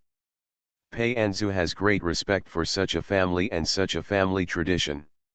If there were more people like the Tao family in the world, who could restrain themselves and observe propriety in their words and deeds, and take kindness as the principle of doing things, then there would be a lot less injustice in the world. She bowed to Patriarch Tao, who was in his 70s. The Tao family is great. I will try my best to help the Tao family solve the problem of returning the bones of the ancestors to the ancestral graves without changing the Tao family's feng shui. Now there are some preparations that you need to do. End of this chapter. You are listening to Novels at Bless Up channel. Wish you happiness and luck. Please subscribe to receive new novels. How do you feel about this novel? Please like and leave a comment. The Real Daughter has become famous all over the world for fortune telling. Author, Wang Chris Bone. Chapter 179. Master Pei, please speak, Chief Tao said. Following that, Pei Anzu listed some of the things he needed. Moving the grave is not a simple matter. After all, the body has already been buried and may have turned into bones long ago. It is a taboo to rashly dig the grave. You need to do something, tell heaven, earth, and the spirits of your ancestors, and then you can move it after getting permission. As for doing things, you need to set up an incense table, burn candles, paper money, etc., and these things need to be prepared by the Tao family. More importantly, now we need to remove the stranger's bones from the ancestral grave and build his own tomb and erect a monument. Although we don't know the name, the proper procedures must be followed. As Pei Anzu spoke, the Tao family was taking notes. Then Tao Wangshan called and asked people outside to prepare and transport all the needed things. As expected, it is easy to do things if you have money, and the things were delivered quickly. Under Pei Anzu's arrangement, people in Dejia village took action one after another. After she performed the ritual, several strong men dug up the grave, took out the body of the stranger inside, and then found another geomantic treasure place to bury it alone. After this scene, the whole afternoon passed, and it was getting late. The next step is to wait until the sky is completely dark, wait until the moon reaches the middle of the sky, and when the yin energy is at its strongest at night, I will invite the soul of that ancestor to come up, Pei Anzu said. Time passed minute by minute until Pei Anzu felt that it was almost done. She set up an incense table near the Tao family's ancestral grave, took out the soul-calling talisman, wrote the ancestor's name and year of birth and death, and dripped Tao Xingyun's fingertip blood. Burn incense and burn talismans, pinch the hand and recite the incantation. After about a few minutes, the magnetic field of the entire ancestral tomb began to change. First the wind became cold. Then the light of the flashlight became dim and blurry. In fact, it's not that the flashlight is out of power, but that the surrounding air has become dark and viscous, like flowing shadows in the dark night, blocking the originally bright light. The surroundings are shrouded in mist. From a distance, it seems that there are only dots of light here, and it is almost impossible to see the figures of people. After that, a biting cold air hit the whole body. There is a big temperature difference between day and night in the mountains. Before coming to call for spirits at night, everyone consciously put on long sleeves, but even so, they could not stop the cold air. It penetrates deep into the bone marrow and gradually spreads to the limbs and bones. In full view of everyone, a figure appeared out of thin air behind the incense table. He was wearing a green cloth gown from hundreds of years ago, with long hair flying behind his back, and he looked like an ancient man. He floated in the air like a ghost in the night. Everyone shuddered involuntarily and fell silent. No one spoke. "Who is calling me?" "Hey, aren't you my great-great-great-grandson?" He floated in front of Tao Xingyun and asked, "I asked you in a dream to burn paper and send money to me, why haven't you sent it?" "Grandpa, Grandpa." Tao Xingyun was so frightened that his grandpa killed him in the face, but he became bolder when he thought that Pei Anzu was right next to him. "Hey, dear grandson," the ghost responded, and then said miserably, "When are you going to send me money? You don't know, there is a lot of pressure in the underworld now due to inflation. A new ghost like me, if I have no money, I can't move around, I don't even have a place to live, I can only wander around. I am in a state of disarray when I am alive, and I have no peace of mind in the underworld. My life is miserable." Tao family. Suddenly, I was hit in the heart by an emotion called guilt. It was the fault of the younger generations. They moved the wrong tombs and collected the wrong bones, so that even after their ancestors died, they would not be able to live in peace in the underworld. The only two outsiders here are Pei Anzu and Shen Yueran. Before Pei Anzu said anything, Shen Yueran asked the question he had always wanted to know. "Old man, haven't you been dead for hundreds of years? Why have you just arrived in the underworld? Logically speaking, you should have been reincarnated a long time ago." After finishing his words, all the Tao family members were reminded. Even Tao Xingyun boldly asked, "Yes, Grandpa, why didn't you give me a dream for my grandpa, my great-great-grandpa, and my great-great-grandpa, why did you find me?" The old man didn't expect that they would care about this issue. He paused and explained. "Because after my death, my soul was trapped somewhere, it stayed suppressed for hundreds of years, and I had no chance to go to the underworld. In recent days, the seal of suppression there has been loosened, so I took the opportunity to escape and went to the underworld. I found that the ghost like me, who had delayed reporting to the underworld for hundreds of years, did not even have a formal household registration in the underworld. Whether it's the human world or the underworld, where can I do things without spending money? As a result, I am penniless, so I can only ask you in my dream to burn some for me and ask the underworld to apply for a household registration for me so that I can queue up to be reincarnated." Others may not think it's a big deal, but after hearing this, Pei Anzu's expression became serious. "Old man, do you still remember where you died, or, where is your soul trapped?" The old man then looked at Pei Anzu and remembered. "Hey, isn't this the little girl who stopped me from dreaming that night? She's so powerful. I'm a centuries-old ghost and I'll catch her as soon as I say. Master, please invite Haihan." Pei Anzu nodded at him.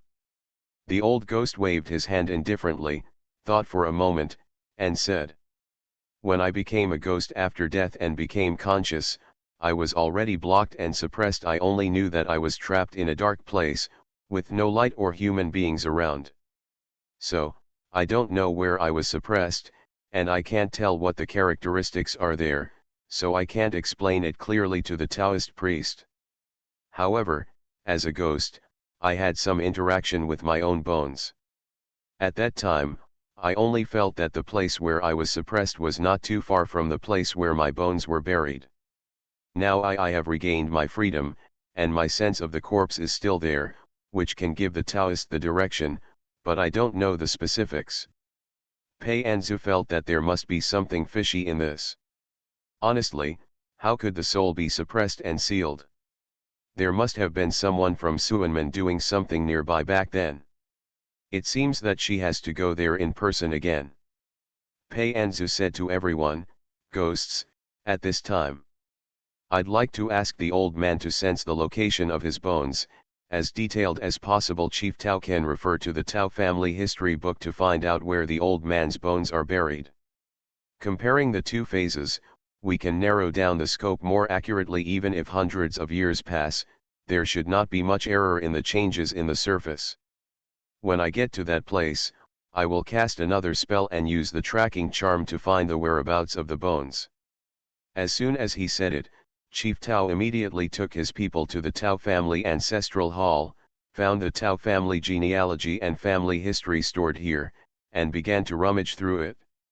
Tao Wangshan and Tao Xingyun, father and son, together with Pei Anzu and Shen Yueran, are still staying in the ancestral grave, waiting for the old man to sense the location of their bones. About half an hour later, Mr. Ghost slowly pointed out a direction. Pei Anzu nodded and said, "Don't worry, old man. Since you can sense it, it proves that your bones are still there. Even if they are incomplete, I can find them and bring them back to the ground as soon as possible. Not long after, you will be able to receive filial piety from your descendants in the underworld." Hearing this, the old man had a happy smile on his face, touched his grey beard, and said, "Well, I'll just wait for the good news in the underworld." After saying this, he suddenly disappeared. Tao Xingyun didn't seem to be used to the old man's elusive way. He was suddenly frightened and his face became a little stiffer. He didn't feel better until the ghost old man disappeared completely, the temperature around the ancestral grave returned to normal, and the wind was no longer so cold. "Go back," Tao Wangshan said, "we will stay up all night to find the burial place of your grandfather. We will set off early tomorrow morning." When mentioning this matter, Pei Anzu warned, "After so many years, the bones may be buried deeper. Mr. Tao had better find a few trustworthy people to go with us. We may need to dig the soil by then." "I understand, I will find someone in the clan." Tao Wangshan nodded. Tao Wangshan and Tao Xingyun are the direct descendants of this ghost old man. However, the Tao family has always been united. If there is such a big event in the family, other people will not hesitate to help. It is not too difficult to find a few young, strong and willing to help. Subsequently, Pei Anzu set up a formation near the Tao family's ancestral grave to block outsiders from entering. He would not remove it until he found the ghost old man's bones and restored the place to its original state. After all, this is a geomantic treasure land. Now that she has dug a grave, it means that a gap has opened in the treasure land. She must surround it with a formation to ensure that the geomantic omen here does not leak. If an outsider breaks in and accidentally touches things here, if she doesn't come back in time, I'm afraid this geomantic treasure will be destroyed. Pei Anzu has always been thoughtful in doing things, and she will not allow this to happen because of her carelessness. So, before she brought back the ghost old man's bones and buried them again, in order to ensure that the feng shui was not damaged, no one could enter here. The Tao family searched the family history all night and finally found the name of the place where the ghost old man buried his bones. Jian Mountain. They then checked the comparison table of ancient and modern place names and found that today, half of the Jian Mountains hundreds of years ago are in Pingcheng and the other half are in Machen. This mountain was a battleground for military strategists hundreds of years ago. It was easy to defend and difficult to attack, so many wars broke out and many people died. Many of the dead were buried on the spot, accidentally buried in the original ancestral grave of the Tao family, so that when people moved the grave later, the wrong person was mistaken. With the development of the times, the strategic position of Jian Mountain has slowly changed. In times of peace, it has transformed from a dangerous place fought over by military strategists into a famous tourist attraction. The local authorities renamed it Ruyi Mountain and specially built stone steps and plank roads for climbing the mountain to accommodate tourists. Tao Xingyun stayed up late and searched for news about Ruyi Mountain on the internet, and then he discovered something amazing. Master Pei, look. Pei Anzu took the tablet and looked at the content that Tao Xingyun had compiled based on chronological order. He felt like it's true in his heart. Hashtag Ruyishan Scenic Spot is officially open. Hashtag more than 3 mountains and 5 mountains, the scenery is unique and beautiful, ensuring that your trip is worthwhile. Hashtag shocked, Ruyi Mountain turned into a man-eating mountain? Hashtag according to reports, many tourists on Ruyi Mountain have disappeared for no reason. The police have intervened in the investigation, but no results have been found so far.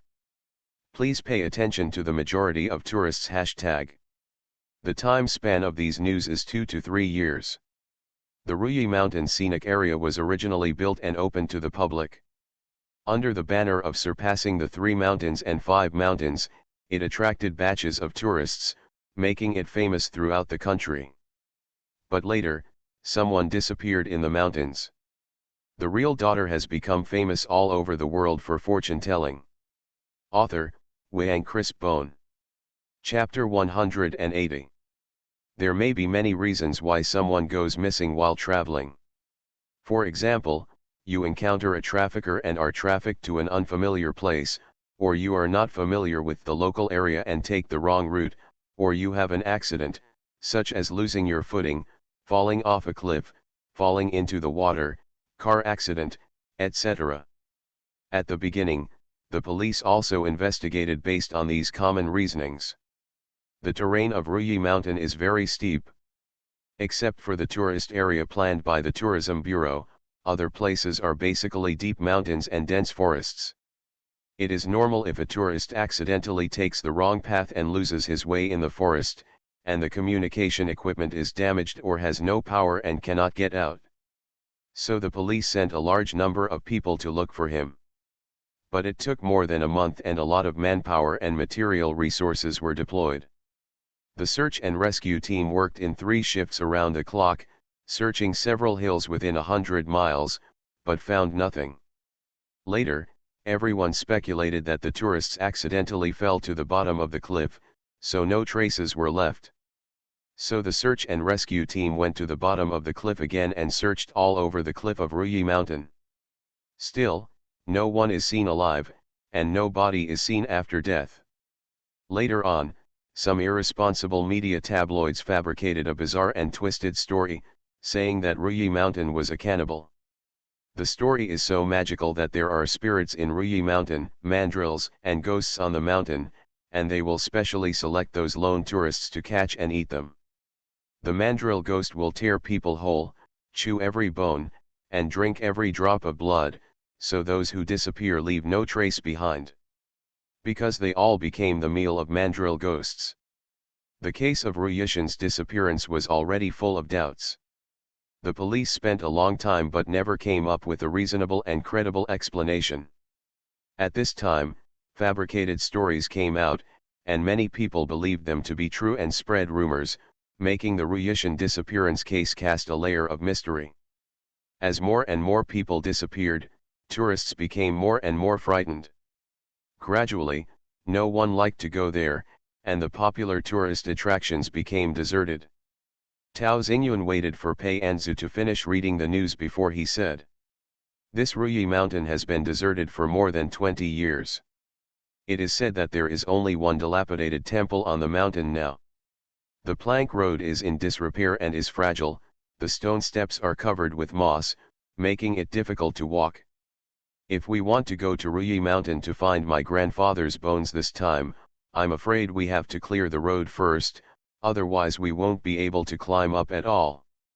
This is a big project. Ruyi Mountain is not ownerless, but belongs to the local tourism department. Even though it was deserted later, the relevant departments still sent people to guard the foot of the mountain to remind people not to go up the mountain as it was not safe. The Tao family had to bring and shovel when they wanted to find the bones. it would be difficult to avoid alerting the relevant departments with such a big movement. Unless the Tao family opens another road to avoid people's eyes and ears. This is easy to handle. I'll call Officer Du and ask him to contact the relevant local departments to make it easier for us, Pei Anzu said, but the way up the mountain may have to be solved by the Tao family themselves. Tao Xingyun nodded, no problem, I'll tell my dad right now. I had never thought that finding the bones would be so troublesome, but now it seemed that just a few people were not enough, so Tao Wangshan rented an outdoor expedition search and rescue team overnight, with a total of 20 people. Pei Anzu didn't care that it was midnight and sent a WeChat message to tell Officer Du about the matter. Unexpectedly, Officer Du was not asleep yet, and his phone call came immediately. Master Pei, are you going to Ruyi Mountain? Yes, I have to ask your department to come forward and communicate with the relevant local departments, Pei Anzu said. Police Officer Du was silent for a moment and said, to be honest, the situation in Ruyi Mountain was already on record as early as the day when the Foreign Affairs Bureau was established. That was the place our Foreign Affairs Bureau wanted to explore.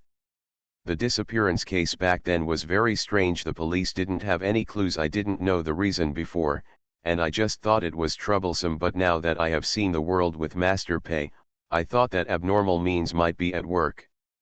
Well, I'm still in the Zhou family's mountain manor, collecting the bones of the children who were killed in vain.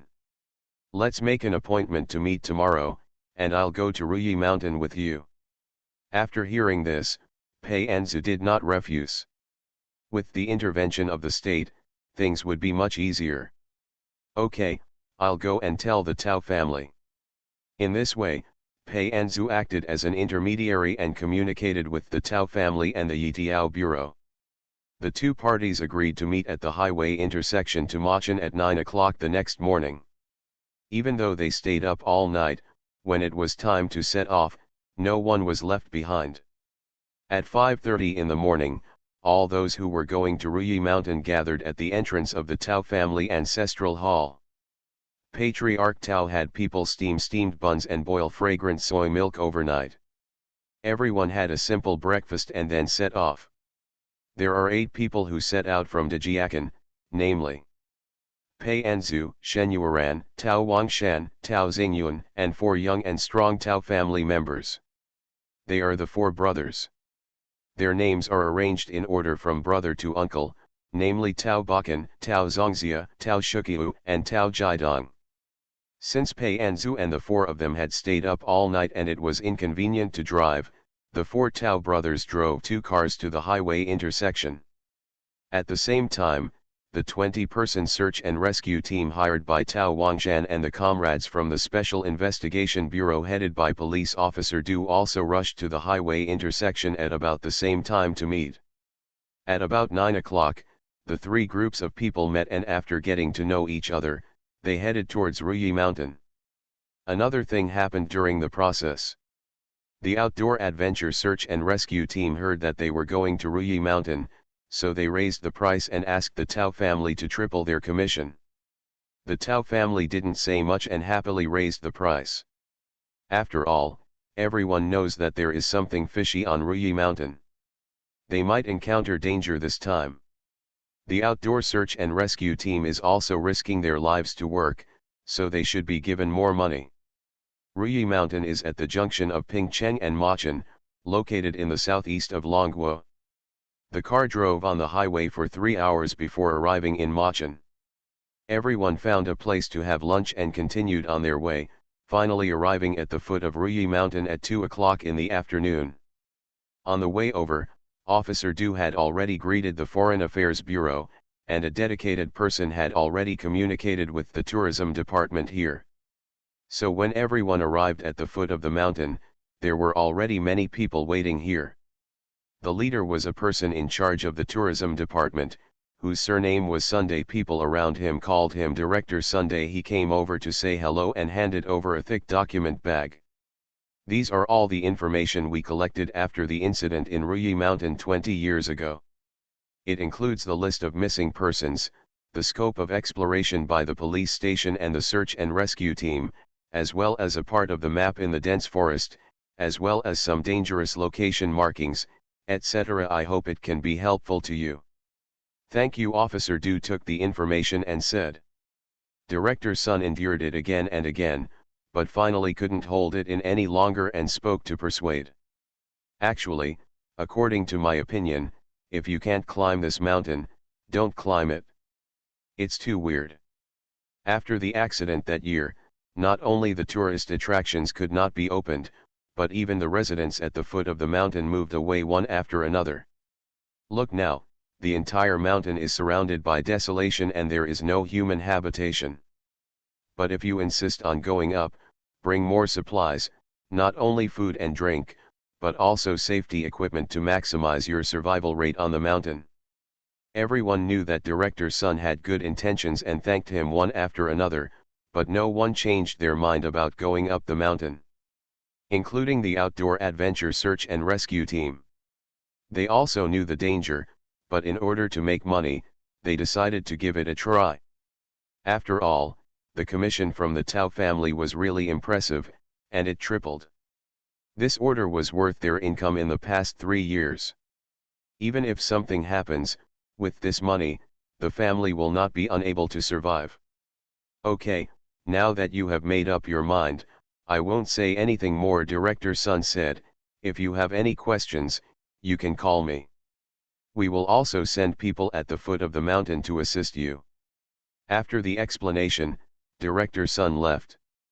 However, not all the people he brought with him left. Instead, they set up camp at the foot of the mountain, which served as a rear liaison station for Pei Anzu and his group. Police officer Du came over and asked Pei Anzu, "What's next?" Pei Anzu thought for a while and said, "Many people didn't sleep last night. In addition, everyone is tired from traveling during the day. In addition, it is the afternoon and there is not much time before dark. It is not a good time to go up the mountain. Let's do this. We will divide into 2 groups. Some of us will look for any abandoned houses nearby and clean them a little. We will set up tents and sleep in them at night." The other group of people drove to the city to buy enough supplies, as Director Sun said. "How about I take a look at the information that Director Sun gave us, get familiar with the situation on the mountain, and prepare for going up the mountain tomorrow?" Police officer Du nodded and agreed with this arrangement. Soon, everyone received their tasks and got busy. Shen Yuan couldn't sleep, so she ran to get close to the group of people left by Director Sun, hoping to learn more stories about Ruyi Mountain from them. Those people were also friendly, and they quickly started chatting with Shen Yuan. They told Shen Yuan all the information they had heard, experienced by people around them, and read on the internet. Whether it was true or false, it was a hodgepodge. Anyway, there's nothing wrong with listening to these stories more than once. Maybe there's important information in them. Everyone is preparing in an orderly manner. After nightfall, everyone had dinner, drank fragrant and hot vegetable soup, and fell asleep warmly to recharge for going up the mountain tomorrow. Not long after, a series of snoring sounds could be heard all around. Pei Anzu finished his meditation, opened his eyes, glanced at Shen Yuan, who was sleeping beside him, got up and walked out. At this time, the voice of the little fox came from behind. "What are you going to do?" "I'll go up the mountain to take a look in advance," Pei Anzu said. "With so many lives, I don't want anything to go wrong. You should protect Little Moon here. Also, I will give you a talisman. If there is any emergency, you can tear the talisman and notify me." The little fox took Pei Anzu's talisman and waved his little paw. "Go." Pei Anzu didn't say anything more, turned around and walked out. When she came to a quiet place where no one was around, she used her skills, jumped into the air, jumped up, and arrived at the entrance of the plank road. She has already reached the foundation building level and can fly in the air. Plus she has talismans such as the divine walking talisman. She thinks the mountain is just a blink of an eye. But in order to check whether there was any danger on the way up the mountain, she still followed the path she would take tomorrow, climbed the plank road and climbed the stone steps.